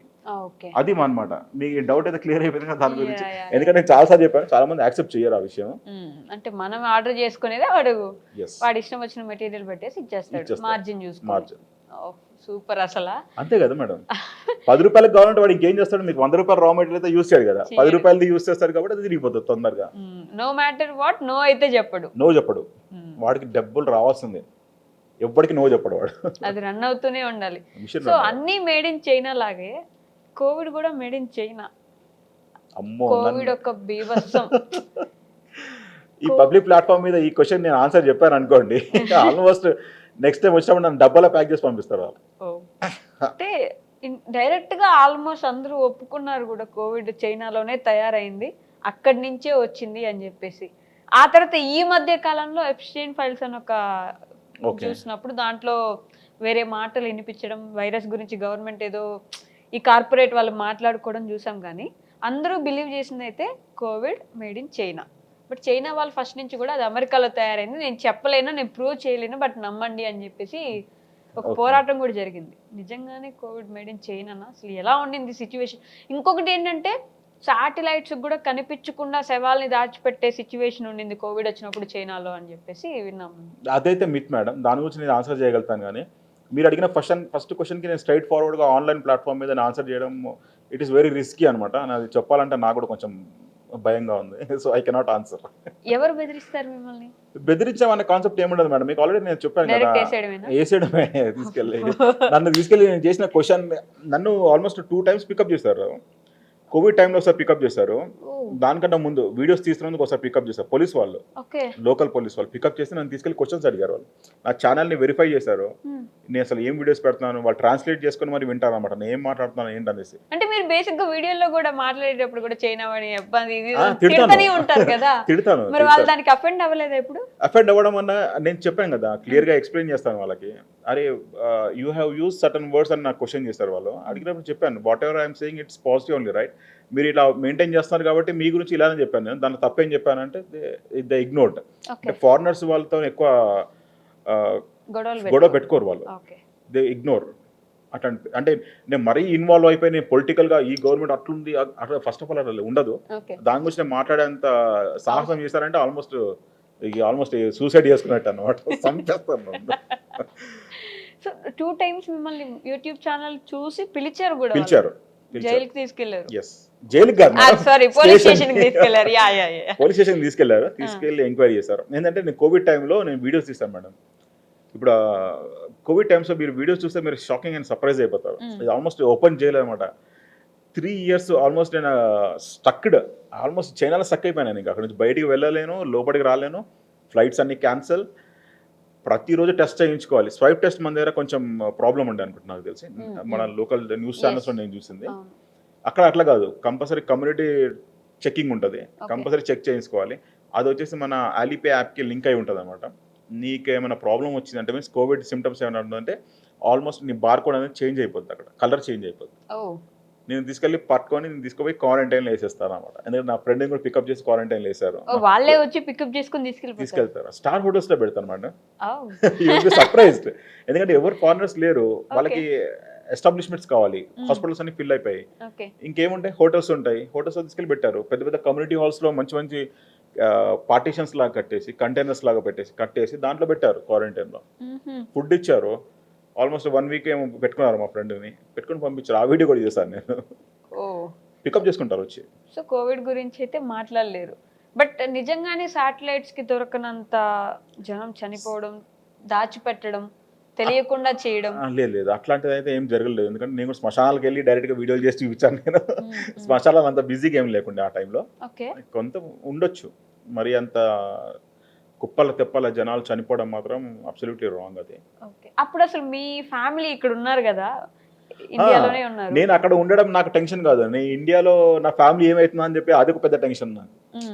నేను మా ఫ్యామిలీకి ఫోన్ చేయడం రెగ్యులర్గా, బయటికి వెళ్ళకండి, ఇంట్లోనే ఉండండి, అది పర్చేస్ చేయొద్దు, ఇది పర్చేస్ చేయొద్దు, స్వైప్ టెస్ట్ చేయించుకున్నారా, ఎట్లుంది సిచ్యువేషన్, చుట్టుపక్కన ఎలా ఉంది, మీకు రాషన్ ఉందా, అదే టెన్షన్ పడతా ఉన్నాను. నేను ఉండేదేమో మెయిన్ చైనాలో, కోవిడ్ స్ప్రెడ్ అయింది అక్కడ నుంచి. వాళ్ళు నన్ను క్వశ్చన్ అడిగితే నేను ఆన్సర్ చేయట్లేదు, కానీ వాళ్ళని నేను క్వశ్చన్ అడిగి ఆన్సర్ తెలుసుకుంటున్నా. అలా ఉండి నా పరిస్థితి అక్కడ చాలా మేడం, చాలా హ్యూజ్. చెప్పాను కదా, డైలీ ఈవినింగ్ వెళ్ళాలా, స్వాప్ టెస్ట్ చేయించుకోవాలి, వందల మంది లైన్లలో ఉంటారు, నైట్ టైంలో నిలబడాలి, 12 అయినా 1 అయినా నువ్వు కంపల్సరీ స్వాప్ టెస్ట్ చేయించుకోవాల్సిందే.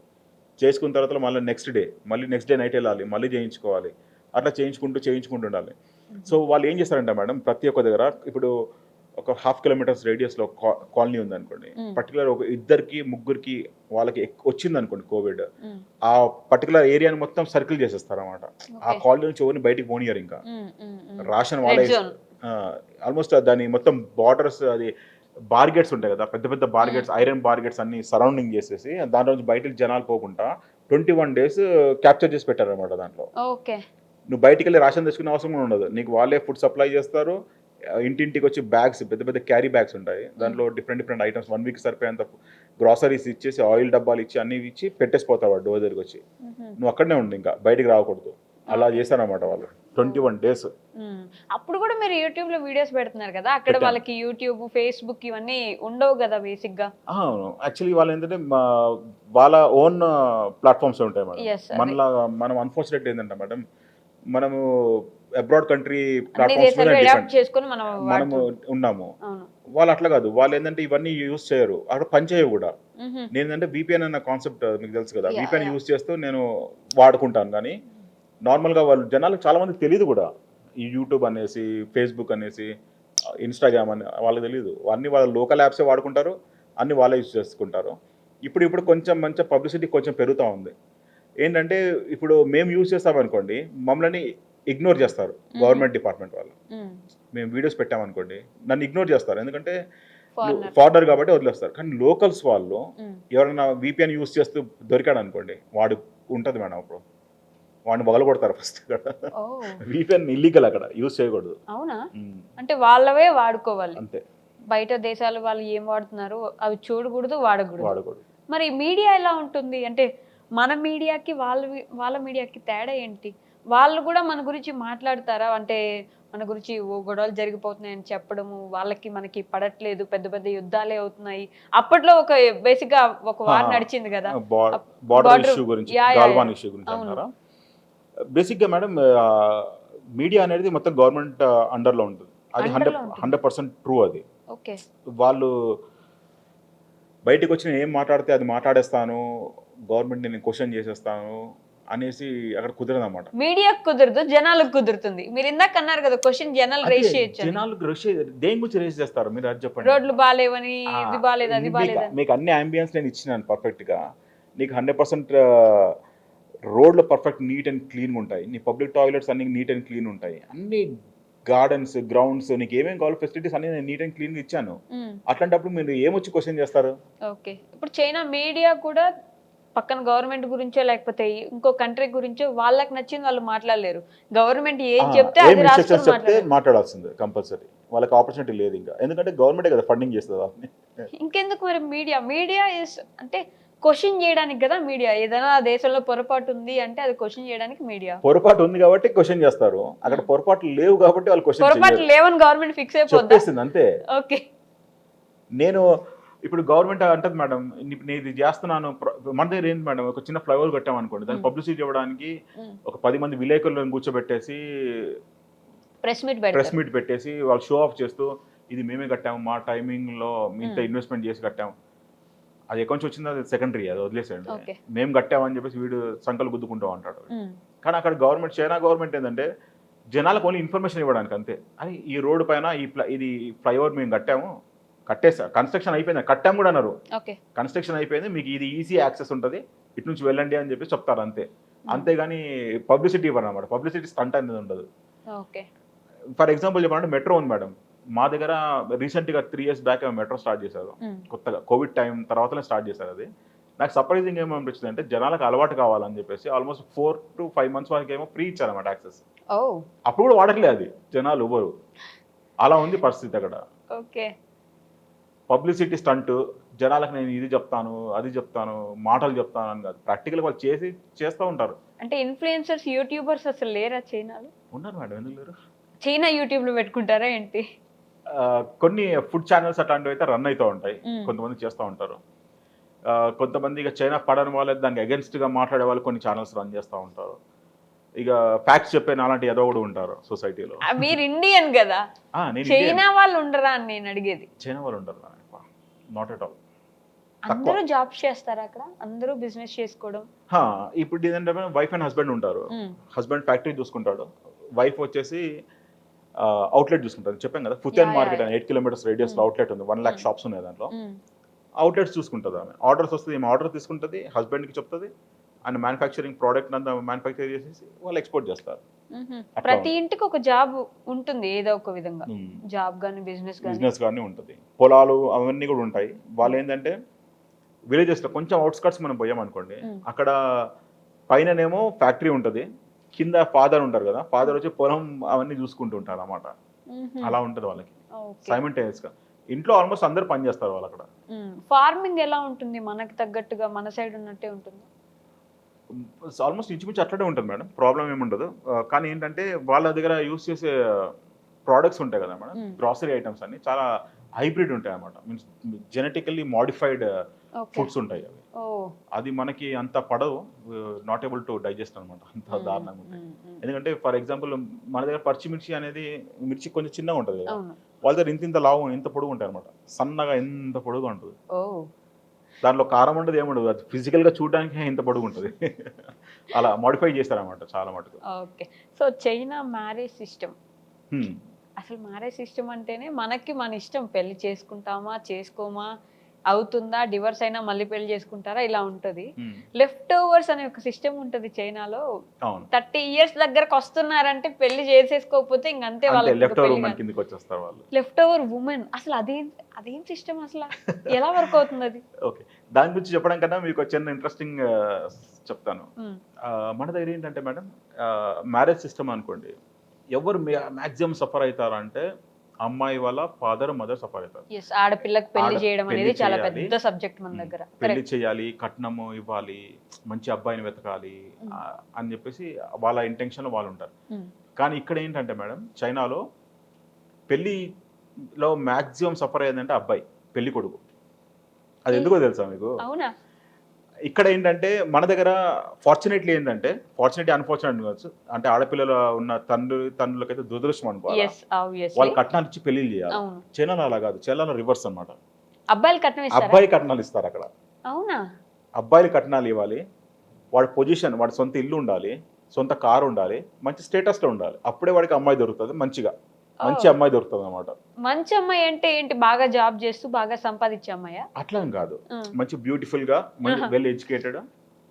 అక్కడ ప్రతి ఒక్కరు జాబ్ చేస్తారు మేడం, అందరూ జాబ్ చేసే వాళ్ళే ఉంటారు మాక్సిమం అక్కడ. జాబ్ చేయడం కానీ, వాళ్ళ సొంత బిజినెస్ చూసుకోవడం కానీ, అట్లాంటి వాళ్ళ ఇక్కడ ఏంటంటే సైమల్టేనియస్ గా ఇద్దరు చేస్తారు, వైఫ్ అండ్ హస్బెండ్స్ ఇద్దరు చేస్తారు. మన దగ్గర కూడా చేస్తున్నారు ఇప్పుడు, కానీ పాతకాలంలో అలా కాదు కదా madam. 20 years back only husband చేసేవాళ్ళు, హౌస్ వైఫ్స్ ఉండేవాళ్ళు. కానీ చైనాలో అలా కాదు, 20-30 years బ్యాక్ నుంచి కూడా ఆడవాళ్ళు చాలా కాంట్రిబ్యూట్ చేశారు సొసైటీకి బిజినెస్ కి చాలా కాంట్రిబ్యూట్ చేస్తూ వాళ్ళు చాలా ఉన్నారు అన్నమాట. సో దానివల్ల ఏంటంటే అమ్మాయిలు పుడితే అక్కడ అదృష్టం లాగా ఫీల్ అవుతారు అబ్బాయిల కన్నా. పేరెంట్స్ కూడా చాలా ప్రాబ్లం ఫేస్ చేస్తారు అక్కడ చైనా వాళ్ళు, అబ్బాయి వాళ్ళ పేరెంట్స్. డబ్బులు సంపాదించాలి, కట్టాలి, డబ్బులు ఇవ్వాల్సి వస్తుంది. ఎంత ఇవ్వాలి ఒక పెళ్లి చేసుకోవాలంటే అబ్బాయిలు? అది depending on the status madam. తక్కువ కానీ 2 లక్షలు నుంచి స్టార్ట్ అవుతుంది మినిమం. 2 లక్షలు, అది కూడా డీప్ లవ్ చేసి నిన్ను లేకుండా నేను ఉండలేను అనే ఆ కాన్సెప్ట్ లో ఉన్న వాళ్ళు 2 లక్షల దగ్గర ఆపుతారు. లేదు నువ్వు ఓన్లీ నార్మల్ రిలేషన్షిప్ ఉంది, వచ్చి చూసాము అట్లాంటి వాళ్ళు 20 లక్షల నుంచి స్టార్ట్ చేస్తారు. అది కోట్లలోకి వెళ్ళిపోతుంది ఇంకా, అది అట్లా ఆ రేంజ్ లో పోతుంది. ఈ లవ్ సిస్టమ్ కూడా పేరెంట్సే ఫోర్స్ చేస్తారు కదా అమ్మాయిల్ని, మీరు ఎవరైనా ప్రేమించండి, ఎవరైనా చూసుకోండి అని చెప్పేసి. అది అబ్బాయి మీద ఎక్కువ ఉంటుంది అన్నమాట. అవునా? పేరెంట్స్ కి పేరెంట్స్ ఏం చేస్తారంటే అబ్బాయిల మీద బాగా ఫోర్స్ చేస్తారు, ఎందుకంటే వీళ్ళు అమ్మాయిలని పర్చేస్ చేయలేరు కదా మేడం. వాళ్ళ కాన్సెప్ట్ ఏం చెప్పేది, కట్నం, ఎక్కువ కట్నాలు ఇవ్వలేక నువ్వు లవ్ చేయరు అమ్మాయిని, లవ్ చేసి తక్కువకి తీసుకుంటే మనం మాట్లాడుకుందామని ఆ కాన్సెప్ట్ వస్తారన్నమాట. అమ్మాయిలకి టెన్షన్ ఉండదు మేడం అక్కడ, ఆరాంసే ఉండొచ్చు. బట్ లెఫ్ట్ ఓవర్స్ అనే ఒక పేరు వస్తుంది కదా, అమ్మాయిలకి ప్రాబ్లం ఎక్కడి నుంచి వస్తుంది మేడం? 28 వరకు పెళ్లి చేసుకుంటే వాళ్ళకి ప్రాబ్లం ఏముండదు. వాళ్ళు 28 years దాటారా వాళ్ళకి ఇంకా నరకమే అనుకోండి. ఇంకా వాళ్ళకి పెళ్ళిళ్ళు కావు, వాళ్ళని ఒక రేంజ్ లో ట్రీట్ చేస్తారు. ఇంకా ఎలా లెఫ్ట్ ఓవర్ ఉమెన్ అంటే ఏంటి అసలు? లెఫ్ట్ ఓవర్ అనే పదవి, లెఫ్ట్ ఓవర్ అంటే బేసిక్ గా మనం తినకుండా వదిలేస్తే అది left over. Left over women ఏంటి అసలు?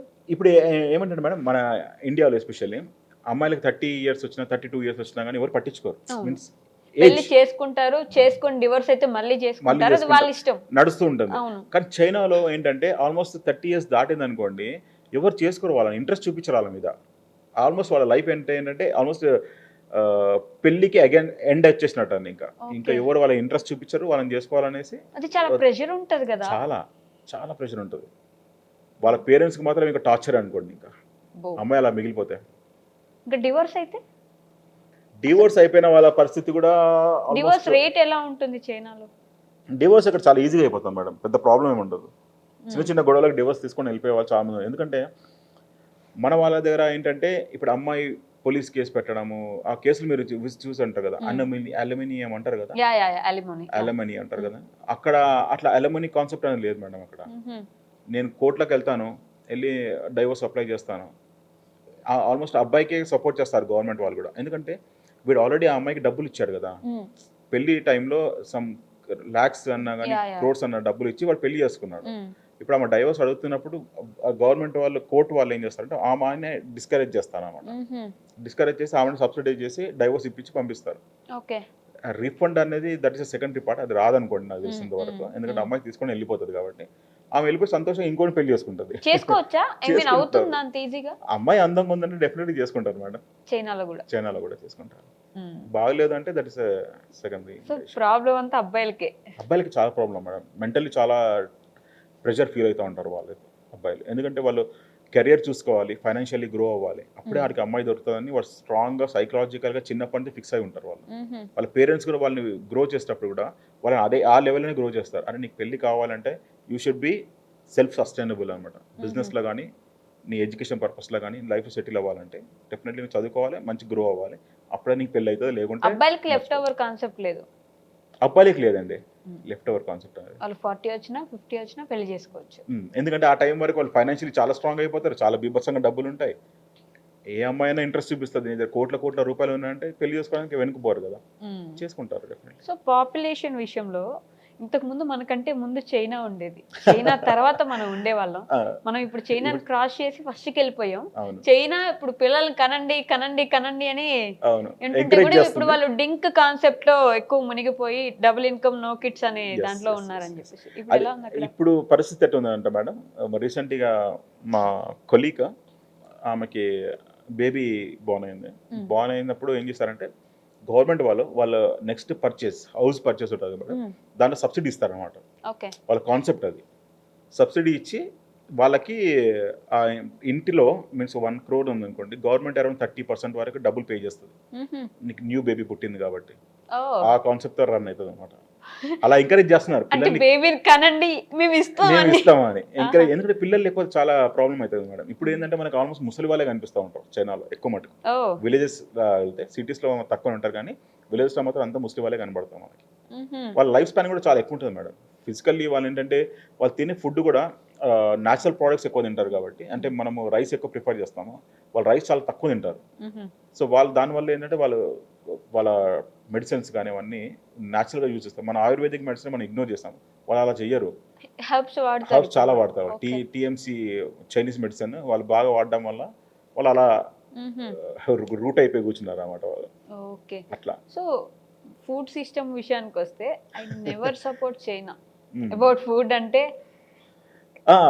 లేని చేపలు, కప్పలు, పాములు, జర్రులు, తేళ్ళు, బొద్దింకలు ఏం దొరికినా తింటారు.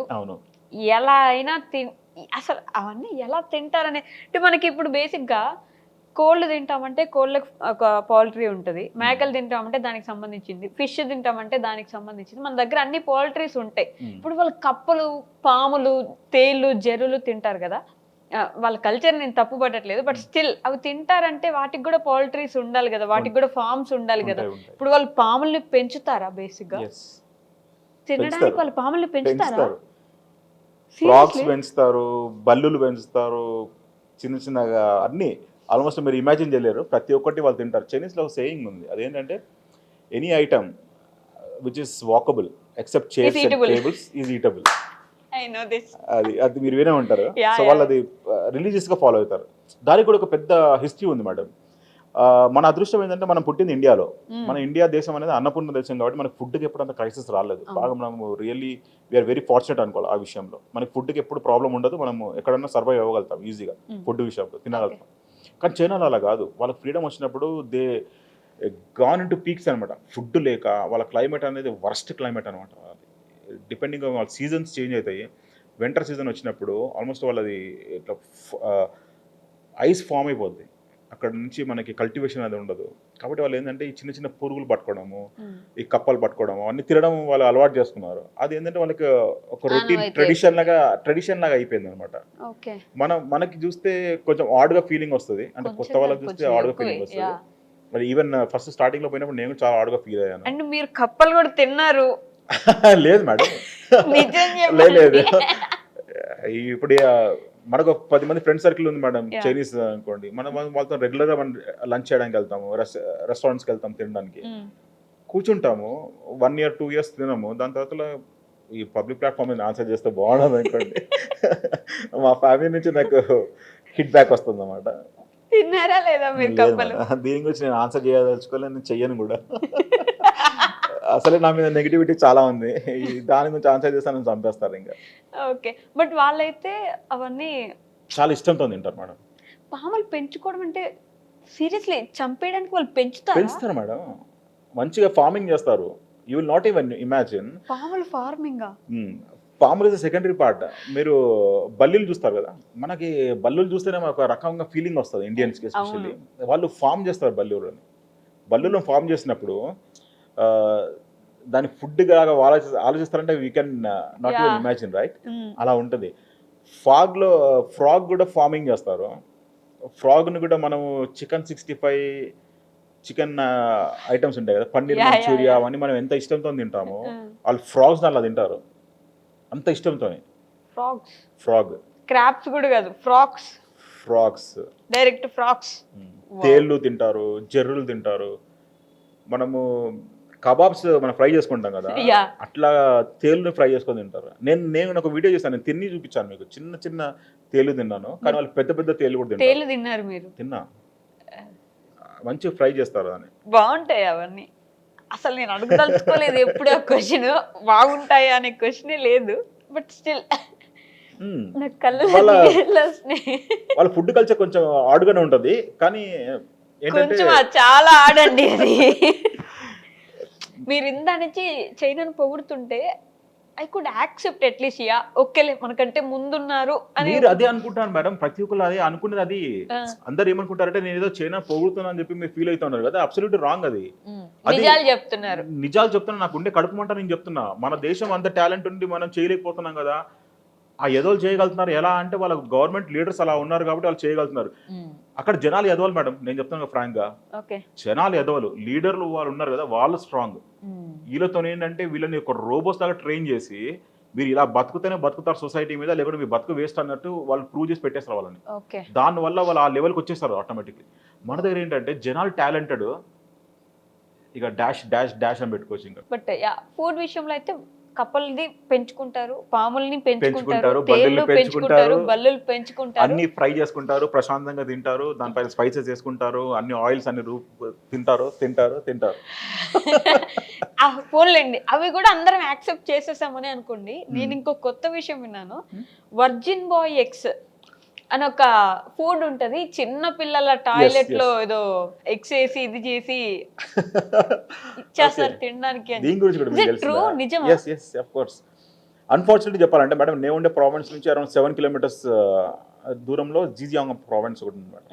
ఆ ప్రావిన్స్ లో ఒక నమ్మకం ఏంటంటే, అంటే మీన్స్ వాళ్ళ టీఎంసీ అంటే చైనీస్ మెడిసిన్ ప్రకారం ఏంటంటే, వర్జిన్ బాయ్ 8 years ఉన్న పిల్లలు వాళ్ళ స్కూల్స్లో, అంటే గవర్నమెంట్ స్కూల్స్లలో బకెట్స్ పెట్టేసి వాళ్ళ యూరిన్ అని దాంట్లో కలెక్ట్ చేస్తారు.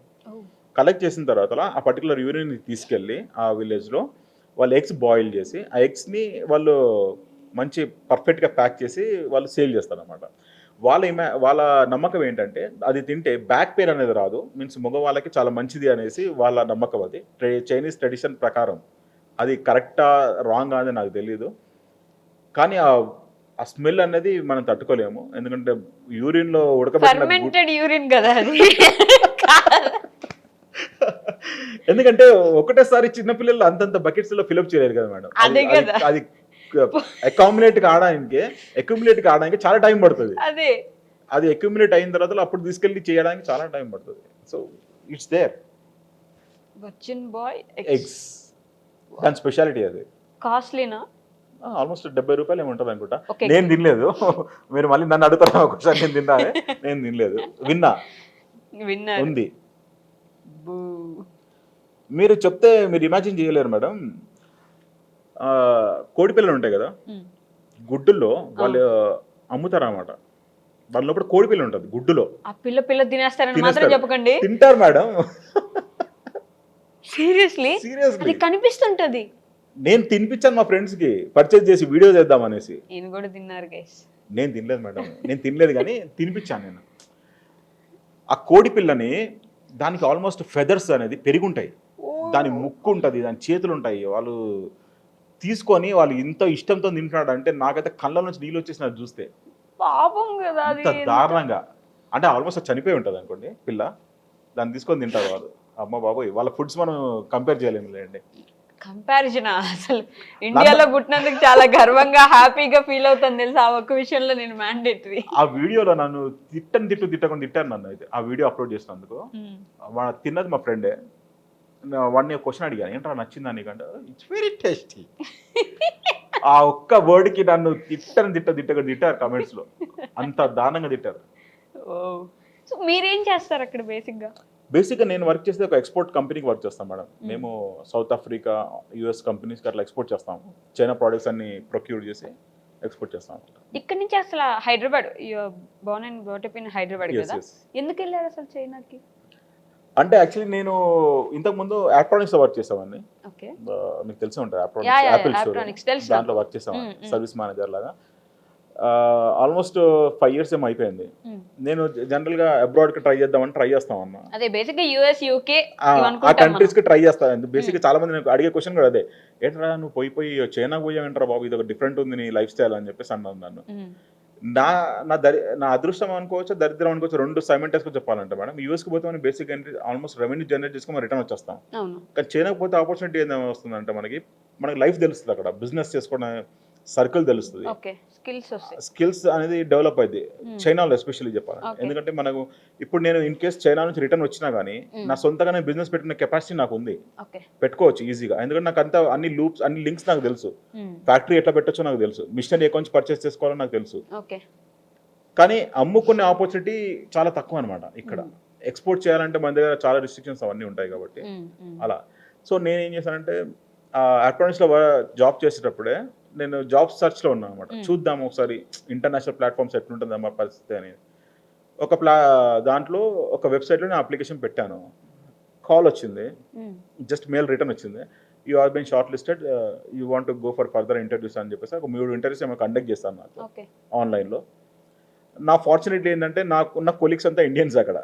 మా ఆఫీస్ మొత్తం ఇండియన్ లాగానే ఉంటుంది. సో నాకు అది ఒక ప్రాబ్లం ఏం ఫేస్ కాలేదు అన్నమాట. ఎందుకంటే దాని ఓనర్ కూడా ఇండియనే, బట్ షీఈస్ ఫ్రమ్ యుఎస్, మన ఇండియనే, సింధీ ఆమె. సో ఆమె హాంకాంగ్ బేస్లో ఉండి కంపెనీ స్టార్ట్ చేసి 30 ఏళ్ళు అయిపోయింది మా కంపెనీ పెట్టి కూడా. నేను వర్క్ చేసే కూడా ఆల్మోస్ట్ 9 years అయిపోతుంది. This is the 9th year running అట్లా. బట్ మీకు ఇది ఉండదు కదా, అక్కడికి వెళ్ళినా ఏదో ఒక రోజు మీరు వచ్చేయడమే తప్ప సిటిజన్షిప్ అనేది చైనీస్ వాళ్ళకు ఉంటుందా? పోనీ వాళ్ళ ఇంటికి, వాళ్ళకి, ఆ ల్యాండ్ కి, వాళ్ళకి మీద అథారిటీస్ ఉంటాయా? గవర్నమెంట్ కి అథారిటీ ఉంటుంది? అది కూడా చెప్తాను, అది కూడా ఇంట్రెస్టింగ్ టాపిక్. మీరు చెప్పిన ఫస్ట్ క్వశ్చన్ సిటిజన్షిప్ అనేది అడిగారు కదా. ఇప్పుడు మనం బేసిక్ ఏంటంటే యూఎస్ కి పోతే మనకి ఆపర్చునిటీ ఉంటుంది, కెనడాకి అట్లా కంట్రీస్ పోయినప్పుడు సర్టెన్ టైం డ్యూరేషన్ మనం ఉంటే మన గ్రీన్ కార్డ్ వచ్చేస్తుంది, అక్కడ మనం సెటిల్ అయిపోవచ్చు పర్మనెంట్ గా. కానీ చైనాలో అలా ఉండదు అన్నమాట. మనం ఇయర్ కి మనం రెన్యువల్ చేయించుకోవాల్సిందే, ఎవరన్నా సరే రెన్యువల్ చేసుకోవాలి. మరీ ఎక్స్ట్రాఆర్డినరీ క్యాండిడేట్ అంటే సమ్ పిహెచ్డి లెవెల్ సైంటిస్ట్ ఉన్నాడు, వాడికి ఆపర్చునిటీ ఇస్తారు. వాడికి ఏంటంటే సిటిజన్షిప్ కార్డ్ లాంటిది ఇస్తారు. అది కూడా ఈజ్ ఎ ఫారినర్, ఏలియన్. వాళ్ళు ట్రీట్ చేసే ఏలియన్ కార్డ్ అంటారు దాన్ని. ఏలియన్ అంటే ఈజ్ ఫ్రమ్ అదర్ స్పేస్ నుంచి వచ్చినట్టు ఫీల్ అవుతారు వాళ్ళు, ఏలియన్ కార్డ్ అంటారు అనమాట. సో వాళ్ళకి స్పెషల్గా సిటిజన్షిప్ కార్డ్ అనేది ఇస్తారు. లేకుంటే చైనీస్ అమ్మాయిని పెళ్లి చేసుకొని అప్పుడు కూడా ఆపర్చునిటీ ఉంటుంది వాళ్ళకి మెంబర్ సిటిజన్షిప్ రావడానికి. నార్మల్గా ఉన్న వాళ్ళకైతే కంపల్సరీ ఇయర్లీ మనం ఎక్స్టెన్షన్ చేయించుకుంటూనే ఉండాలి. అది కాన్సెప్ట్. ఇయర్ కి మీరు చేయాల్సింది. 10 years అన్న ఉండండి. మా సార్ ఆల్మోస్ట్ అరౌండ్ 20 years నుంచి ఉన్నాడు. He is only not getting citizenship. 20 years. So Chinese వాళ్ళకు ఉంటుందో పోనీ వాళ్ళ ల్యాండ్ మీద, వాళ్ళు ఉంటున్న ఇంటి మీద? సెకండ్ క్వశ్చన్, మీరు ఇది కూడా చాలా ఇంట్రెస్టింగ్ అడిగిన క్వశ్చన్.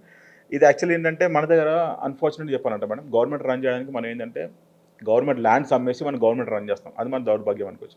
చైనాలో నువ్వు ల్యాండ్ కొనుక్కోవాలంటే నీకు లీజ్కి ఇస్తారు. లీజ్ 99 years లీజ్, 99 సంవత్సరాలకి లీజ్కి ఇచ్చేస్తారు నీకు, అంతే.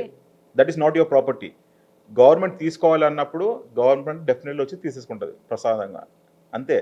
అది ప్రాపర్టీ వాళ్ళది, మీకు ఓన్లీ లీజ్కి ఇచ్చారు, నువ్వు ఉంచుకో. అది గవర్నమెంట్ ఎప్పుడైనా అక్వైర్ చేసుకోవాలనుకుంది అనుకోండి, ఫర్ ఎగ్జాంపుల్ ఒక బిల్డింగ్ కట్టారు అపార్ట్మెంట్స్, దాని లైఫ్ స్పాన్ 35 years అనుకోండి, 20 years వరకు నీకు 99 years వరకు లీజ్ అగ్రిమెంట్ నడుస్తుంది. 20 yearsలో దాని బిల్డింగ్ పాతగా అయిపోవడం కానీ, కన్స్ట్రక్షన్ బాగపోతే డెమాలిష్ చేయడానికి ఛాన్సెస్ వచ్చాయి, మీన్స్ ఇంప్రూవ్మెంట్ డెవలప్మెంట్ చేయడానికి ఏమైనా వచ్చింది అనుకోండి, ఆ పర్టికులర్ ఏరియాలో ఎంత నడుస్తుందో ఏం సంగతో వాళ్ళు చూసుకొని మాట్లాడుకున్న తర్వాత అప్పుడు వాళ్ళు మీకు హ్యాండ్ ఓవర్ చేస్తారు. ఆ పర్టికులర్ అమౌంట్ ఇవ్వడం కానీ, దాంట్లో ప్రాపర్టీలో మీన్స్ కొత్త డెవలప్మెంట్ ఏరియాలో అపార్ట్మెంట్స్లో మీకు షేర్ ఇవ్వడం కానీ అలా చేస్తారు అనమాట. దట్ ఈస్ రొటీన్ నడుస్తూ ఉంటుంది. కొంతమంది మీన్స్ ఫ్రీడమ్ కన్నా ముందు ఉండేవాళ్ళు, అంటే మీన్స్ గవర్నమెంట్ ఈ అసలు ఫామ్ అవ్వడానికి ముందు 99 years లీజ్ అనేది ఈ లా పాస్ చేయకముందు కొంతమంది ల్యాండ్స్ ఉండేవి, అప్పుడు వాళ్ళకి అప్లికేబుల్, ఆ ప్రాపర్టీ మీదే, నో ప్రాబ్లం, అది మీ తరతరాలు మీదే, ఇంకా దాని గవర్నమెంట్కి ఎటువంటి అథారిటీ ఉండదు. అట్లాంటప్పుడు కొన్ని కేసులు అవుతాయి మేడం. ఏంటంటే ఫర్ ఎగ్జాంపుల్ ఒక పెద్ద రోడ్ వేయాలనుకోండి, మీరు కూడా చూసే ఉంటారు, ఒక హైవే వేయాలి, హైవే వేసినప్పుడు ఆ ప్రాపర్టీ గవర్నమెంట్ ఎక్వైర్ చేసుకుంటుంది, మీకు ఎంత కాంపన్సేషన్ పే చేయాలో అంత ఇచ్చి ఎక్వైర్ చేసుకొని ట్రై చేస్తుంది. చాలా మంది ఇచ్చేస్తారు, కొంతమంది స్టబ్బన్ క్యాండిడేట్స్ ఉంటారు, మూర్ఖ శిఖామణి అనుకోవచ్చు అనమాట. వాళ్ళు వినరు, లేదు నా ఇల్లు నేను అమ్మను అనేస్తారు వాడు డైరెక్ట్గా. వీడు గవర్నమెంట్ వాడు ఒక ప్రాజెక్ట్ వదులుకోడు, వాడు ఏం చేస్తాడు, సరే అని చెప్పేసి వాడిని ఇల్లు ఒకటి వదిలేసి దాని చుట్టుపక్కల నుంచి హైవే వేసుకొని వెళ్ళిపోతారు. వాడు హైవే వేసేస్తారు, వాడు 4 lane హైవే, పెద్ద హైవే, వాడు నీ ఇల్లు ఇట్లా కట్ చేసి ఇలా పక్క నుంచి వేసుకొని వెళ్ళిపోతాడు వాడు. అప్పుడు ఉండడం కంటే వెళ్ళిపోవడం వీడికి రిస్క్. అట్లాంటి ఎన్నో కోకల్ ఎగ్జాంపుల్స్ ఉంటాయి చైనాలో. నువ్వు స్టబన్నెస్ చూపించావంటే వాడు గవర్నమెంట్ నిన్ను రిక్వెస్ట్ చేయడు, ఏం చేయడు, పక్క నుంచి కవర్ చేసుకుంటూ వెళ్ళిపోతాడు.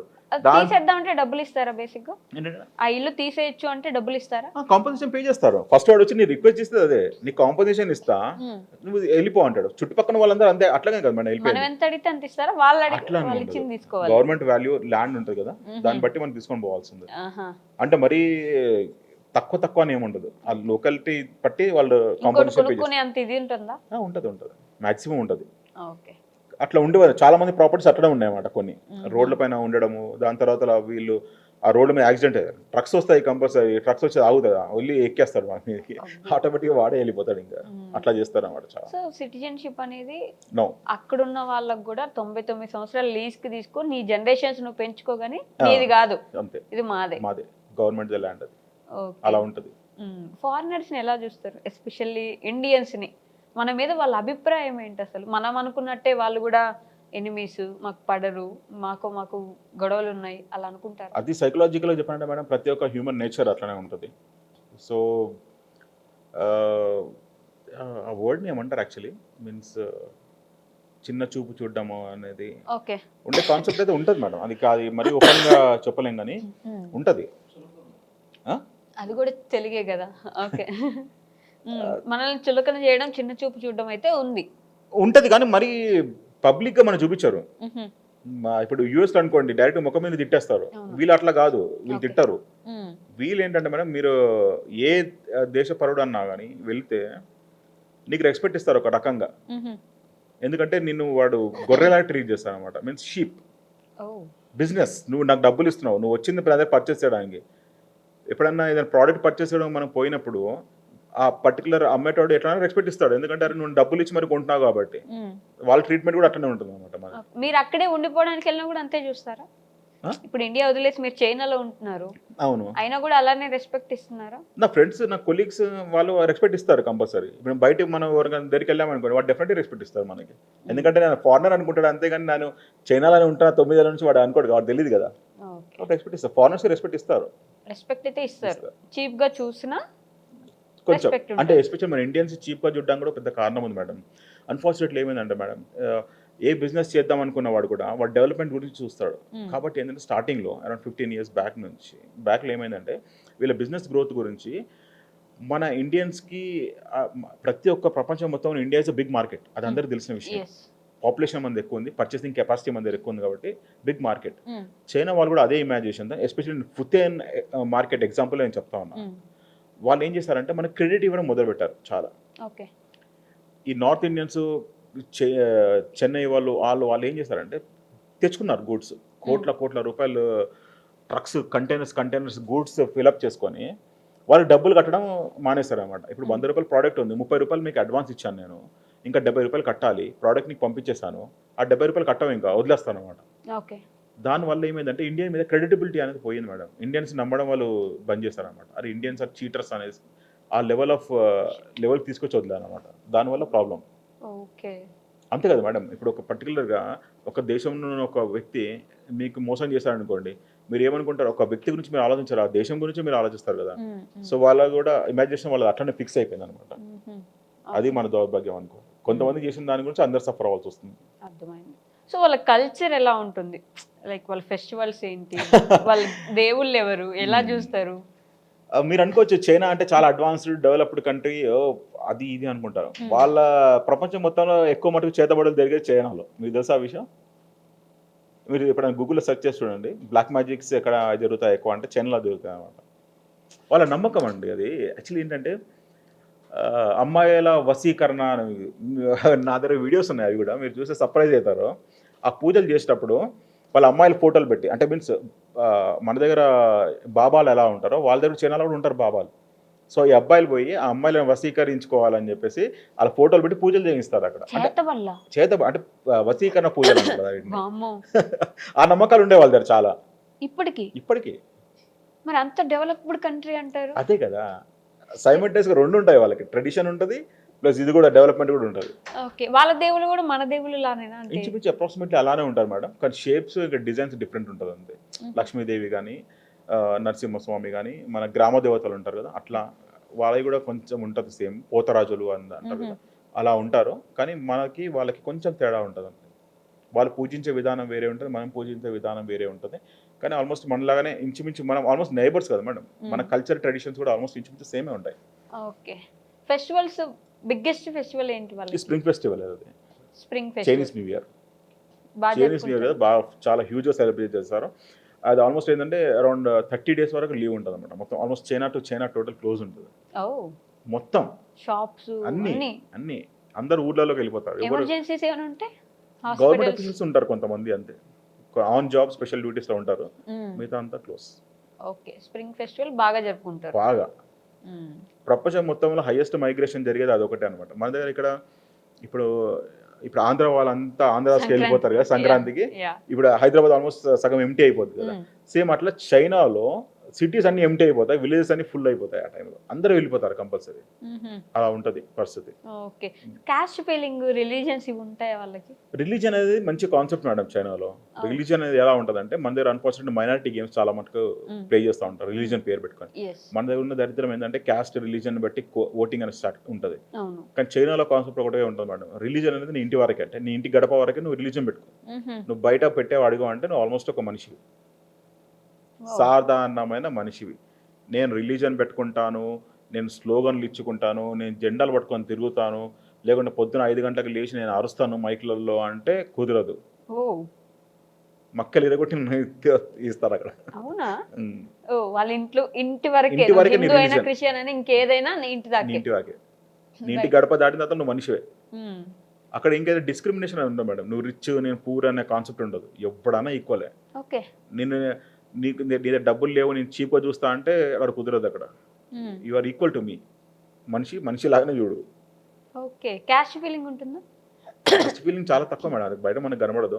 నాకు సర్ప్రైజింగ్ ఒకసారి ఏమనిపిస్తుంది అంటే మేడం, నేను మా ఫ్రెండ్స్ ఒకసారి అవుటింగ్లో కూర్చున్నాము ఇట్లా బయట. ఈవినింగ్లో మనము కాఫీ తాగుతాం కదా, అట్లా కాఫీ షాప్ పక్కన బయట కూర్చున్నాము.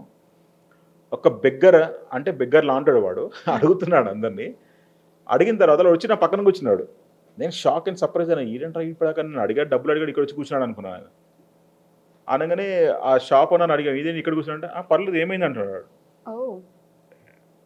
మిమ్మల్ని అక్కడ బెగ్ చేసుకున్నాడు, మీ పక్కన కూర్చున్నాడు అంతే. పట్టించుకోరు. మనము ఒక పెద్ద షోరూమ్ ఉంది మేడం.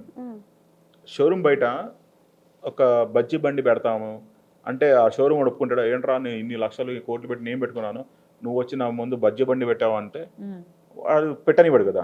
అక్కడ అట్లా ఉండదు. అక్కడ పెద్ద పెద్ద షోరూమ్స్ ఉంటాయి. ఇక్కడ వాడు ఏదో చిన్న చిన్న స్టాల్స్ పెడతారు వాళ్ళు రోడ్ల పైన. ఈవినింగ్ టైంలో ఎవడు అబ్జెక్ట్ చేయడు. అది నాకు షాకింగ్ అండ్ సర్ప్రైజింగ్ అనిపిస్తుంది. ఇదేంట్రా బాబు, వాడు అంత పెద్ద అన్ని లక్షలు పెట్టి వాడు షోరూమ్ పెట్టుకొని వాడు ముందు బజ్జీ పెడితే వాడు ఆపట్లేదంటే అంతే. చాలా జనము అంటే మన వాళ్ళు బేసిక్గా మిడిల్ క్లాస్ అంటే ఒక ఆడి షోరూమ్కి వెళ్ళాలంటేనే భయపడతారు. బెగ్గర్ కాదు, మిడిల్ క్లాస్ ఫ్యామిలీ నుంచి వెళ్ళినా కూడా ఆడి కొనుక్కునే కెపాసిటీకి మనం ఒక 10% దూరంలో ఉన్నా కూడా ఆ షోరూంలోకి వెళ్ళాలంటే అప్పుడు వద్దులే అనుకుంటాం మనం. అక్కడ అట్లా ఏముండదు మేడం, వెళ్ళొచ్చు, ఎవరైనా వెళ్తారు. డిస్క్రిమినేషన్ అనే కాన్సెప్ట్ ఉండదు మేడం, అక్కడ చాలా తక్కువ కనబడతాం మనం. ఎవరైనా ఒకటే, ఎవరైనా ఒకటే, నిన్ను చీప్గా చూడాలి వాళ్ళకి ఆ థాట్ ప్రాసెస్ ఆదనమాట. ఇప్పుడు మనం ఏంటంటే మేడం, ఎవరైనా చిన్న వాళ్ళని చూస్తే మన ఫీలింగ్ డిఫరెంట్ ఉంటుంది. వాళ్ళకి అట్లా ఉండదు. వాడు ఎంత రిచోని చూసినా కానీ, ఎంత పూర్వని చూసినా కానీ అట్లనే ఉంటుంది. వాడి ఫీలింగ్ అట్లనే ఉంటుంది. ఓకే, కాస్ట్ ఆఫ్ లివింగ్ ఎలా ఉంటుంది అక్కడ? మనకి ఆల్మోస్ట్ 13% అనుకుంటా. మన 1 రూపీ వచ్చేసి, సారీ, వాళ్ళ 1 రూపీ వచ్చి మనకి 13 రూపీస్ ఇక్కడ. ఆ లైఫ్ ఉంటుంది, లైఫ్ స్టాండర్డ్స్లో. అయినా కూడా వాళ్ళే ముందున్నారు మనకంటే. That is the one point what is disappointing.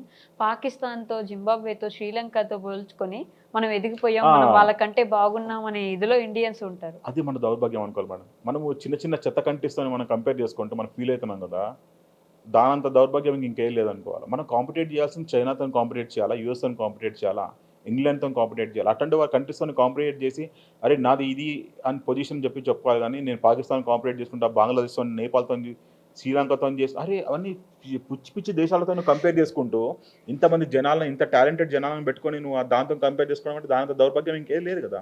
China మన నైబర్, కానీ మనకి పోటీ లేదు వాళ్ళతోటి. వాళ్ళు అసలు వాళ్ళు ఫీల్ అవ్వరు మేడం పోటీ. మనం అన్ఫార్చునేట్లీ అది మన దౌర్భాగ్యం అనుకోవాలి మనం. They are not feeling, they are not treating us as like a competitor అన్నమాట ఎట్ ఆల్. వాళ్ళ ఇమాజినేషన్ ప్రకారం ఏంటంటే India is the engineering hub, engineers తయారు చేసే హబ్ లాగా వాళ్ళు ఫీల్ అవుతారు అనమాట, to work for other countries. అది ఒక్క పాయింట్ ఉంది చూడండి, ఎంత డిసప్పాయింటింగ్. అంతే కదా మేడం, మన గురించి పక్క దేశాలు అదే అనుకుంటుంటాయి కదా బేసిక్ గా. అంతే కదా మేడం, వాళ్ళ ఇంజనీర్స్ తయారు చేస్తారు మన దగ్గర వర్క్ చేయడానికి, మన వేరే దేశాల్లో పనిచేయడానికి. వాళ్ళ ఇంజనీర్స్ని తయారు చేసి కోర్ టాలెంట్ని తీసుకొచ్చి మనకి ఇట్లా హాట్ కేక్ లాగా ఇస్తున్నారు పని చేసుకోవడానికి అని చెప్పేసి వాళ్ళ ఫీలింగ్ ఎలా ఉంటుంది, అరే we're recruiting people from other India, talented people, but we're paying money. మనం డబ్బులు ఇచ్చి వాళ్ళ టాలెంట్ పిలుచుకొని మనం రెవెన్యూ జనరేట్ చేసుకుంటున్నాం అని చెప్పి వాళ్ళ ఫీలింగ్ ఉంటుంది.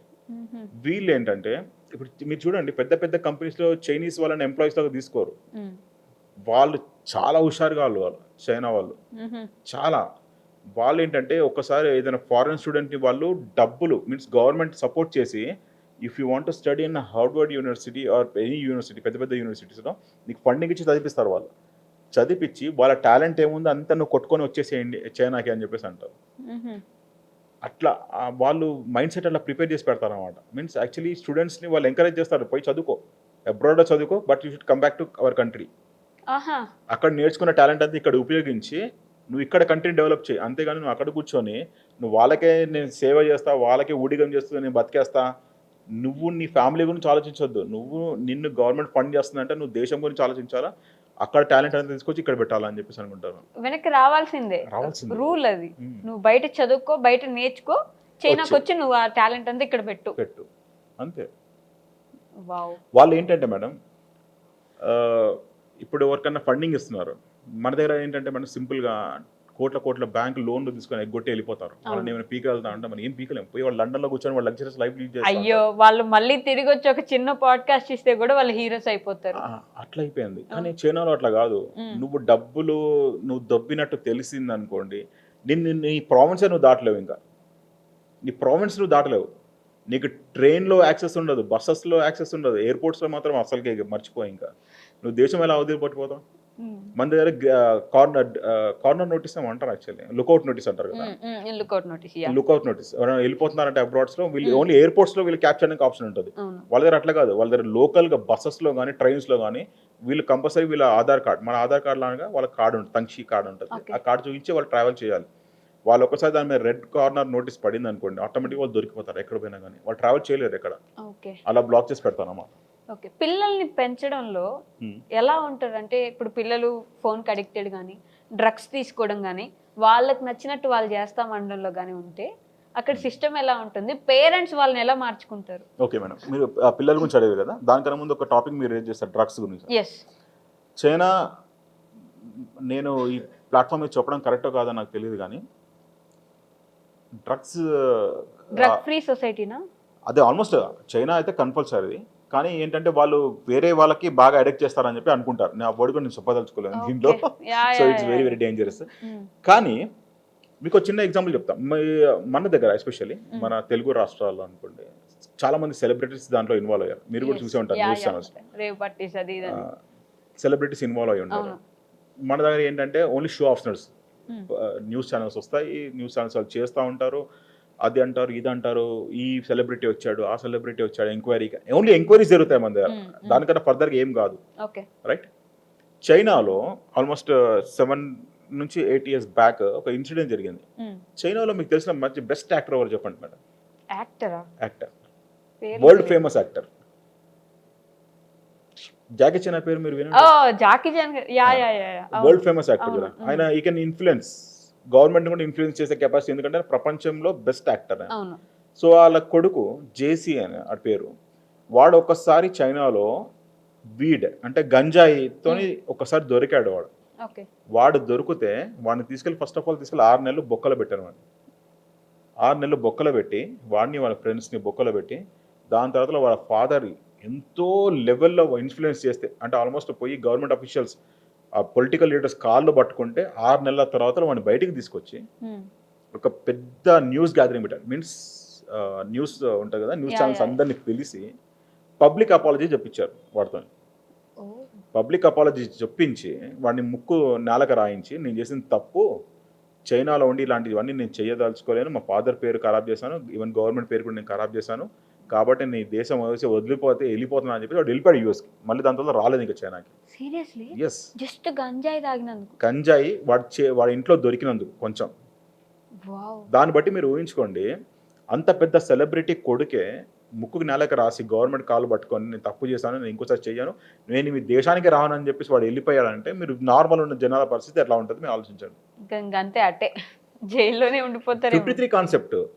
మీరు దొరికారా, మిమ్మల్ని తీసుకెళ్తారు, కూర్చోబెట్టేస్తారు, 53 ఇచ్చేసి కూర్చోబెట్టేస్తారు అనమాట.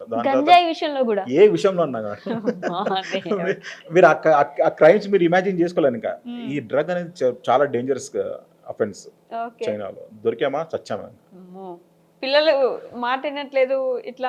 ఇది చాలా ఇంట్రెస్టింగ్ ఉంటుంది. ఇంకా పిల్లలు వినట్లేదు. కొంతమంది మొండి పిల్లలు ఉంటారు, లేకుంటే అడిక్టెడ్ టు మొబైల్స్. ఈ డ్రగ్స్ అవన్నీ సెకండరీ. అక్కడైతే మనం ఇమాజిన్ చేయలేము. మనము అయిపోయింది దాని గురించి మర్చిపోండి. ఇంకా డ్రగ్స్ అనే కాన్సెప్ట్ లేదు, గన్ కల్చర్ అనేది కాన్సెప్ట్ లేదు. గన్ ఒకటి దగ్గర ఉండదు అక్కడ. యుఎస్ లో ఉన్నట్టు అక్కడ కూడా అట్లాంటిది ఉండదు. పిల్లలు చాలా మంది మొండితనం బాగా చూపిస్తా ఉంటారు చైనాలో. మొండితనం చూపించే వాళ్ళు కానీ, మొబైల్ అడిక్ట్ కానీ, ఈ ఫ్యామిలీ వాళ్ళు ఏం చేస్తారంటే వాళ్ళకి కొన్ని ఆర్మీ క్యాంప్స్ ఉంటాయి. వాళ్ళకి ఆర్మీ ట్రైనింగ్ క్యాంప్స్ ఉంటాయి పిల్లలకి. నార్మల్ స్టూడెంట్స్ ఉంటారు కదా మేడం, నార్మల్ స్టూడెంట్స్ ఉన్న వాళ్ళు కూడా ఎవ్రీ ఇయర్ 1 month వాళ్ళకి ఆర్మీ ట్రైనింగ్ ఉంటుంది. అది మ్యాండేట్, పిల్లలందరికీ మ్యాండేట్. వాళ్ళు తీసుకోవాల్సిందే, పోయి వాళ్ళు ట్రైన్ చేయాల్సిన వాళ్ళు. మనము పిక్నిక్స్కి ఎలా వెళ్తాం మనం, ఇక్కడ స్కూల్ పిల్లలు అక్కడ మన ఎన్సీసీకి అట్లా ఉంటుంది కదా, సేమ్ అక్కడ అయితే 1 month ట్రైనింగ్ ఉంటుంది. ఆ ట్రైనింగ్ లో వాళ్ళు ఏంటంటే ఆర్మీ వాళ్ళు ఎవరెవరికి క్యాపబిలిటీస్ ఉన్న వాళ్ళు చూసుకొని వాళ్ళని ఫిల్టర్ చేసుకుంటారు. అరే వీడి ఫ్యూచర్ ఎలా ఉంటుంది, వీడి ఫ్యూచర్ ఎలా ఉంటుంది, వీడు ఈ డిపార్ట్మెంట్కి పనిచేస్తాడు, ఓకే వీడికి క్యాపబిలిటీ ఈ కెపాసిటీ ఉంది కాబట్టి వీడిని ఎయిర్ ఫోర్స్లో పెడదామా, ఆర్మీలో పెడదామా, లేకుంటే వీడిని ఇగ్నోర్ చేద్దామా అంటే ఇగ్నోరింగ్ అక్కడే ఉంటుంది. అరే వీడు పనికిరాడు ఇంకా చెత్త అని చెప్పేసి వాడిని పక్కకు చేపిస్తారు. ఆ 1 month లో వాళ్ళు ఫిల్టర్ చేసుకొని వాడు ఆల్మోస్ట్ 12th class అంటే మీన్స్ ఇంటర్మీడియట్ ఇచ్చేంత వరకు వాడిని అబ్జర్వ్ చేస్తూ వాడి పాయింట్స్ అన్ని నోట్ చేసుకుంటూ ఉంటారు. వాళ్ళు వీడి కెపాసిటీ ఉంది అని చెప్పేసి వాడిని వాడిని ఎంకరేజ్ చేస్తారన్నమాట. అరే నువ్వు దీనికి నీకు మంచిగా ఈజీగా వస్తుంది, నీకు నువ్వు ఇట్లా ట్రైనింగ్ చేసుకో అని చెప్పి మన ఆ లెవెల్లో వాడిని ఎంకరేజ్ చేస్తే తీసుకొస్తారన్నమాట. మీకు ఒలింపిక్స్ గురించి చెప్పాను కదా, సేమ్ టు సేమ్ ఇట్లా ఆర్మీ గురించి కానీ గవర్నమెంట్ అఫీషియల్స్ దాని గురించి కానీ వాళ్ళు చేస్తారన్నమాట అట్లా. సో వినకపోతే ఏం చేస్తారంటే సేమ్ ఇదే క్యాంప్స్ లో ఇంకో డిటెక్షన్ క్యాంప్స్ ఉన్నాయి కదా, ఈగల్ ముస్లిమ్స్ నేను చెప్పాను కదా, కమ్యూనిటీ మొత్తం బ్లాక్ చేసి పెట్టారని చెప్పేసి. ఎందుకంటే వాళ్ళు ఏజెన్సీ ప్రొటెస్ట్ చేయడం అట్లా చేయడం వల్ల వాళ్ళని అట్లా పెట్టి వాళ్ళని మంచిగా ట్రీట్ చేసి పెట్టుకుంటున్నారు. సేమ్ ఇట్లా పిల్లలు కూడా మొండి పిల్లలు వినకపోతే వాళ్ళు ఏం చేస్తారంటే వాళ్ళని తీసుకొచ్చి ఆర్మీ క్యాంప్లో వేస్తారు. వేసిన తర్వాత వాళ్ళకు మంచి ట్రైనింగ్ ఇస్తారు అన్నమాట. పేరెంట్స్ నుంచి దూరంగా ఫుడ్ పెడుతూ వాళ్ళని పొద్దున్న లేచి రన్నింగ్ చేయించడము, అన్ని చేయించడం, మొబైల్ అంటేనే చిరాకు పుట్టే అంత లెవెల్కి వాళ్ళని ట్రైన్ చేస్తారు. ఇంకా పనిష్మెంట్స్ ఇవ్వడం అన్ని చేస్తారు.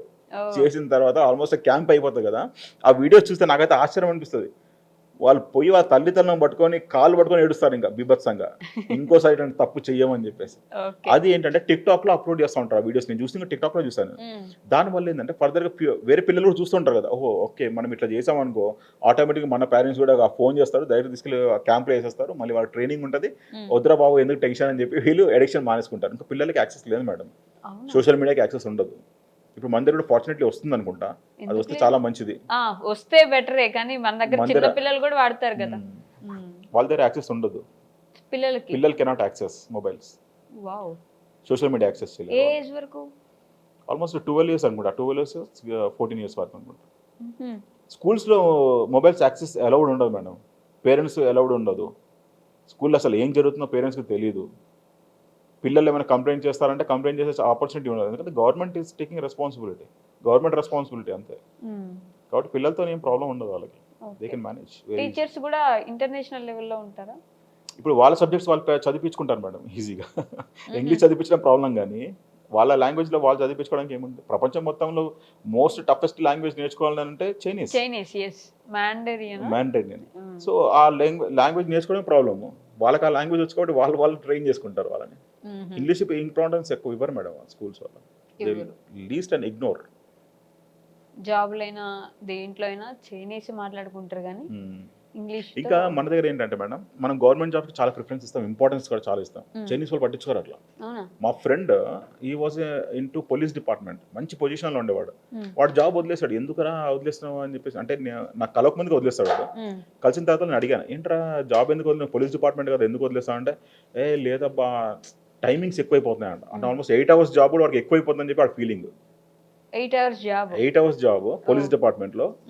ఇంకేంటంటే చెప్పాను కదా మేడం, సర్వేలెన్స్ అనే కాన్సెప్ట్ వాళ్ళ దగ్గర చాలా ఎక్కువ. నువ్వేమైనా తప్పు చేస్తున్నట్టు తెలిసింది అనుకోండి, గవర్నమెంట్ అఫీషియల్స్ మాత్రం నరకమే అక్కడ. కాబట్టి చాలా స్ట్రిక్ట్గా ఉంటారు. గవర్నమెంట్ జాబ్స్ ఎవరు ఎక్కువ ప్రిఫర్ చేయడు అక్కడ, అది ప్రాబ్లం. సేఫ్టీ వైజ్గా ఎలా ఉంటుంది పోలీస్ సిస్టమ్, ఎస్పెషల్లీ అమ్మాయిలకి? అమ్మాయిలకు ఫ్రీడమ్ ఉంటుంది, సెక్యూరిటీ సేఫ్టీ ఉంటుంది అంటే ఆల్మోస్ట్ 100% అని చెప్పొచ్చు. ఎందుకంటే ఎనీ టైం ఎప్పుడైనా మనకి రోడ్ల పైన రాత్రి 12 కానీ 1 కానీ 2 గంటలకు కానీ, నేను ప్రాక్టికల్ ఒక వీడియో చేసి చూపించాను. 12:30కి నేను బయటికి వెళ్ళాను, అమ్మాయిలు తిరుగుతూ ఉన్నారు. ఎటువంటి ప్రాబ్లం ఉండదు, ఎందుకంటే అక్కడ అన్ని కెమెరాస్.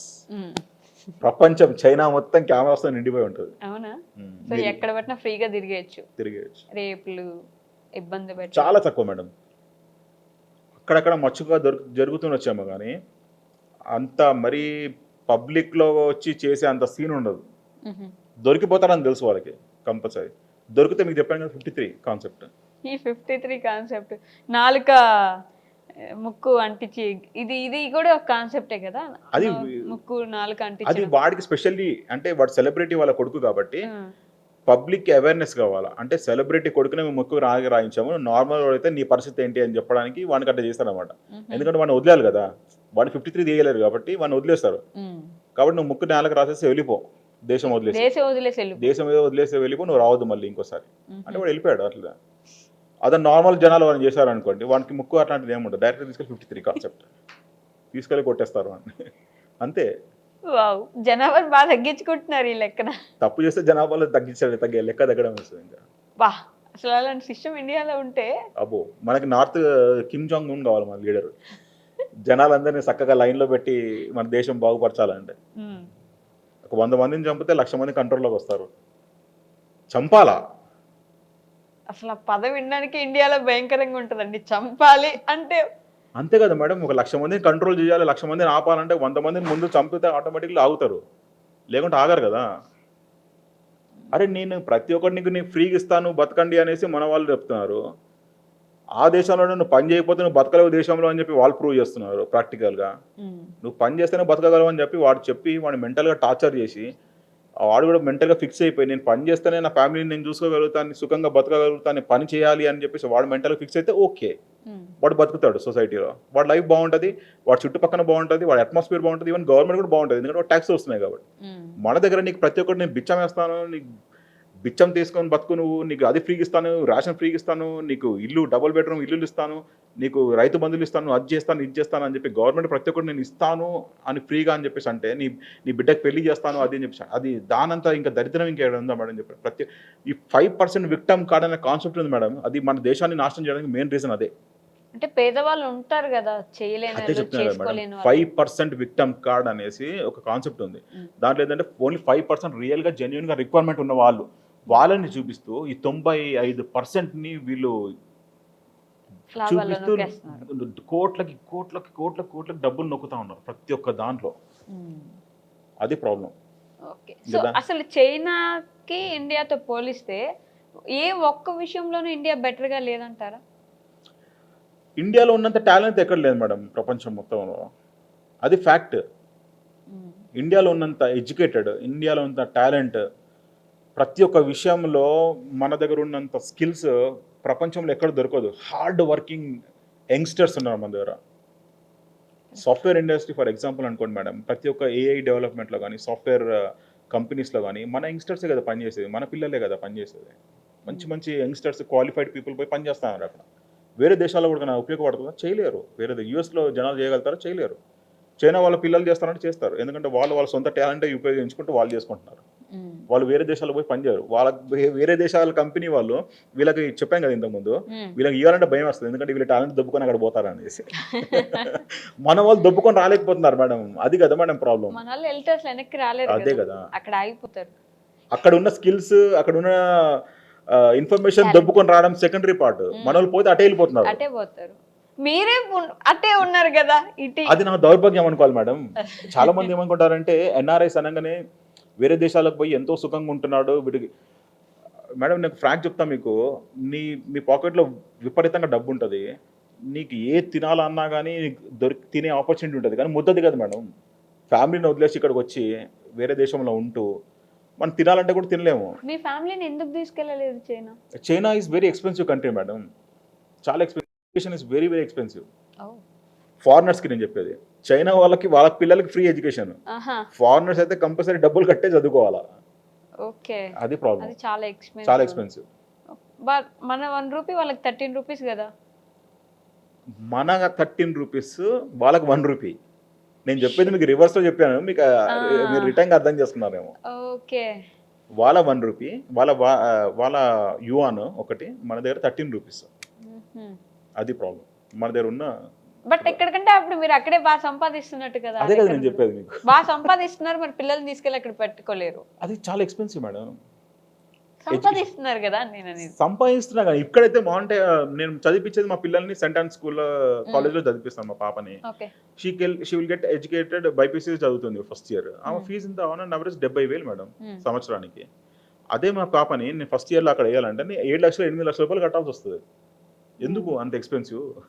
మన దగ్గర ఎడ్యుకేషన్ సిస్టమ్ బాగుంది కదా. బాగుంది, మన దగ్గర ఎడ్యుకేషన్ సిస్టమ్ మంచిగా ఉంది, ఇక్కడ ఉన్న క్వాలిటీస్ కూడా మంచిగా ఉంటాయి. మీన్స్ ఇంటర్నేషనల్ స్కూల్స్లో కానీ నార్మల్ కార్పొరేట్ స్కూల్స్లో కానీ ఎడ్యుకేషన్ మీన్స్ రకంగా ఉంది. మన దగ్గర అక్కడ ట్రైన్ చేయలేము మనం అక్కడ పిల్లల్ని. వాళ్ళని వేయాలంటే ఇంటర్నేషనల్ స్కూల్స్లో వేయాలి. ఓకే, మీకు తెలుసు ప్రశాంత్ ఉన్నాడు కదా, ఆ రేంజ్ స్కూల్ వేసి మన ఆస్తులు కిడ్నీలు అమ్మేసుకోవాలి ఆ స్కూళ్ళలో చదివించాలంటే, ఇంటర్నేషనల్ స్టూడెంట్స్ అయితే. ఇక నాలాంటి సామాన్య మనుషులకైతే కాదు. మీరు ఎంత సంపాదిస్తారు అక్కడ? అది నేను చెప్పలేను మేడం పబ్లిక్ ప్లాట్ఫామ్ పైన. అంటే బానే ఉంటుందా? Decent salary madam, comparing to నాకున్న క్వాలిఫికేషన్కి నాకున్న టాలెంట్కి ఇండియాలో వచ్చేదానికి అక్కడ వచ్చేదానికి చాలా తేడా ఉంది. ఇండియాలో వచ్చేదానికంటే అక్కడ బెటర్ వస్తుంది, చాలా వస్తుంది. 5 times బెటర్ వస్తుంది అన్నమాట. 5 times బెటర్. వావ్.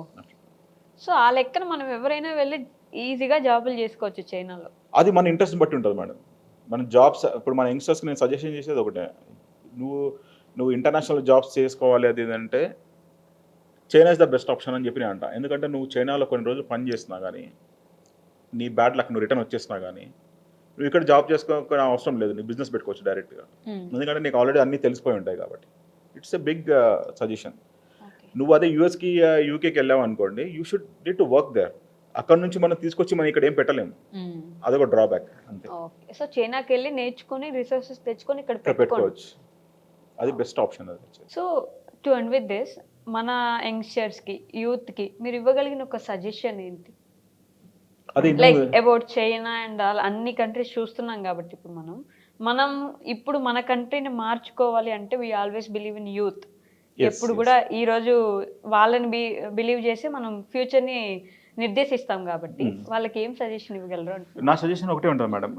బేసిక్గా ఏంటంటే చాలా మంది నార్త్ ఇండియన్స్ కానీ చెన్నై సౌత్ ఇండియన్స్ కానీ వాళ్ళు ఈ ఎస్టాబ్లిష్మెంట్స్లో మీన్స్ ఇంపోర్ట్స్లో చాలా కూరుకొని పోయి ఉన్నారు. ఓకే ఇప్పుడు మనం వాళ్ళ కాంపిటీషన్ తట్టుకొని మనం చేయాలంటే చేయగలమంటే చేయొచ్చు. ఓకే నువ్వు స్లోగా మొదలుపెట్టి బిజినెస్ అనేది ఒక చిన్న కాన్సెప్ట్ మేడం. అది మనం దాన్ని లాజికల్గా ఆలోచించి మనం పట్టించుకున్నాం అనుకోండి పడుతుంది. ఓకే మనం బిజినెస్ ఒక రాకెట్ సైన్స్ లాగా ట్రీట్ చేసాం అనుకో అది ఒక పెద్ద నాసా ప్రాజెక్ట్ అయిపోతుంది. అది అర్థం కాదు, ఏం కాదు. కాబట్టి నువ్వు అంత ఆ లెవెల్కి థింక్ చేయకుండా బేసిక్గా సింపుల్ స్టెప్స్ అని baby steps okay business start చేసాం అనుకోండి. అది ఎట్లా ఇంపోర్ట్ చేసుకోవాలి, అసలు ఎక్కడ దొరుకుతుంది ప్రోడక్ట్. నేను ఆల్రెడీ కొన్ని ఎగ్జాంపుల్స్ కూడా చెప్పాను. పుతియాన్ మార్కెట్ అనేసి that is the best world market. అది ఆ మార్కెట్ వస్తే మీకు ఆటోమేటిక్ తెలుస్తుంది అలాంటివి. ఓకే దాని తర్వాత నీ థాట్ ప్రాసెస్లో నువ్వు ఏ ప్రోడక్ట్ అమ్ముదాం అనుకుంటున్నావు, ఎక్కడ అమ్ముదాం అనుకుంటున్నావు, ఆ లొకాలిటీ మొత్తం చూసుకొని నువ్వు చేసుకుంటే బిజినెస్ అనేది ద బెస్ట్ ఆప్షన్. ఓకే నువ్వు ఈవెన్ జాబ్ చేస్తున్నప్పుడు కూడా బిజినెస్ చేసుకోవచ్చు. It's not a big deal. ఎందుకంటే ఇప్పుడు మనకి ఆల్మోస్ట్ ఆన్లైన్లో చాలా ప్లాట్ఫామ్స్ ఉన్నాయి, ఫ్లిప్కార్ట్, అమెజాన్ అట్లాంటివి. మన దాంట్లో దొరికే ప్రోడక్ట్స్ అన్ని చైనా నుంచి వస్తాయి. మీరు కంపేర్ చేసి చూసుకోండి, ఆల్మోస్ట్ 99% నేను చెప్తున్నాను ఫ్రాంక్గా 99% ప్రతి ఒక్క ప్రోడక్ట్ చైనా నుంచి వస్తుంది. ఆ ప్రోడక్ట్ ఏంటి అసలు దాని గురించి కొంచెం రీసెర్చ్ చేయబోదు. ఎవరు వచ్చినారు, ఎవరు అమ్ముతున్నారు, అది కూడా మీకు తెలుస్తుంది కదా. It may be dealing with and north ఇండియనే ఉంటాడు వాడు మార్వాడియో, సింధియో, సమ్ గుజరాతీయో, పంజాబీయో ఉంటారు. బ్రదర్ నువ్వెందుకు చేయలేవు? You're South Indian right. నువ్వు జాబ్ గురించి నీ మెంటాలిటీ, నీ డిఎన్ఏని నువ్వు ఫిక్స్ చేసుకొని నేను జాబ్ చేస్తేనే బతకగలను, నీ business is not my DNA అనుకుంటే మనం ఏం చేయలేము ఇంకా సొసైటీలో. కాబట్టి you should think little bit positively. Business is also one of the best opportunity. ఎందుకంటే నువ్వు బిజినెస్లో ఒకసారి సెట్ అయిన తర్వాత నీ ఫర్దర్ కమింగ్ అప్ జనరేషన్స్ అందరూ బిజినెస్ మీద నువ్వు పెట్టిన ప్లాట్ఫామ్ మీద పడి బతికేయగలంత కెపాసిటీ ఉంటుంది బిజినెస్కి. దాన్ని కంటిన్యూ చేయడం, వాళ్ళ లెగసీని కంటిన్యూ చేస్తే నీ పేరు ఎప్పటికన్నా నీ ఫ్యామిలీలో పెద్ద ఫోటో వేసుకొని ఉంటారు. మా తాత ఇది చేశాడు రా బాబు అని చెప్పుకుంటారు. అది అంతేగాని నువ్వు చనిపోగానే ఇంకా ఫోటో పెట్టి దండేస్తే అయిపోద్దా? జాబ్ చేస్తే అదే పరిస్థితి అయిపోతుంది. బిజినెస్ చేస్తే ఏంటంటే నీ ఫ్యామిలీ 4 ఫాదర్ జనరేషన్స్ అందరినీ నేను గుర్తుపెట్టుకుంటారు. Business the best option. So అటు కూడా ఆలోచించండి అని చెప్పి అది that is the suggestion you can give. yes okay అండి, thank you so much. It's a prolonged interview guys. మీరు ఇక్కడ దాకా వచ్చుంటే ఇది కూడా వింటారు. కాబట్టి మన పర్సెప్షన్ ఎలా ఉంది, మనం ఎలా ఆలోచిస్తున్నాం అనే దాన్ని బట్టి ఫ్యూచర్ ఉంటుంది. సో థింక్ వైస్ అనేదే టు కన్క్లూడ్ దిస్. yes అదే చెప్పగలను. థ్యాంక్ యూ సో మచ్ అండి. thank you madam.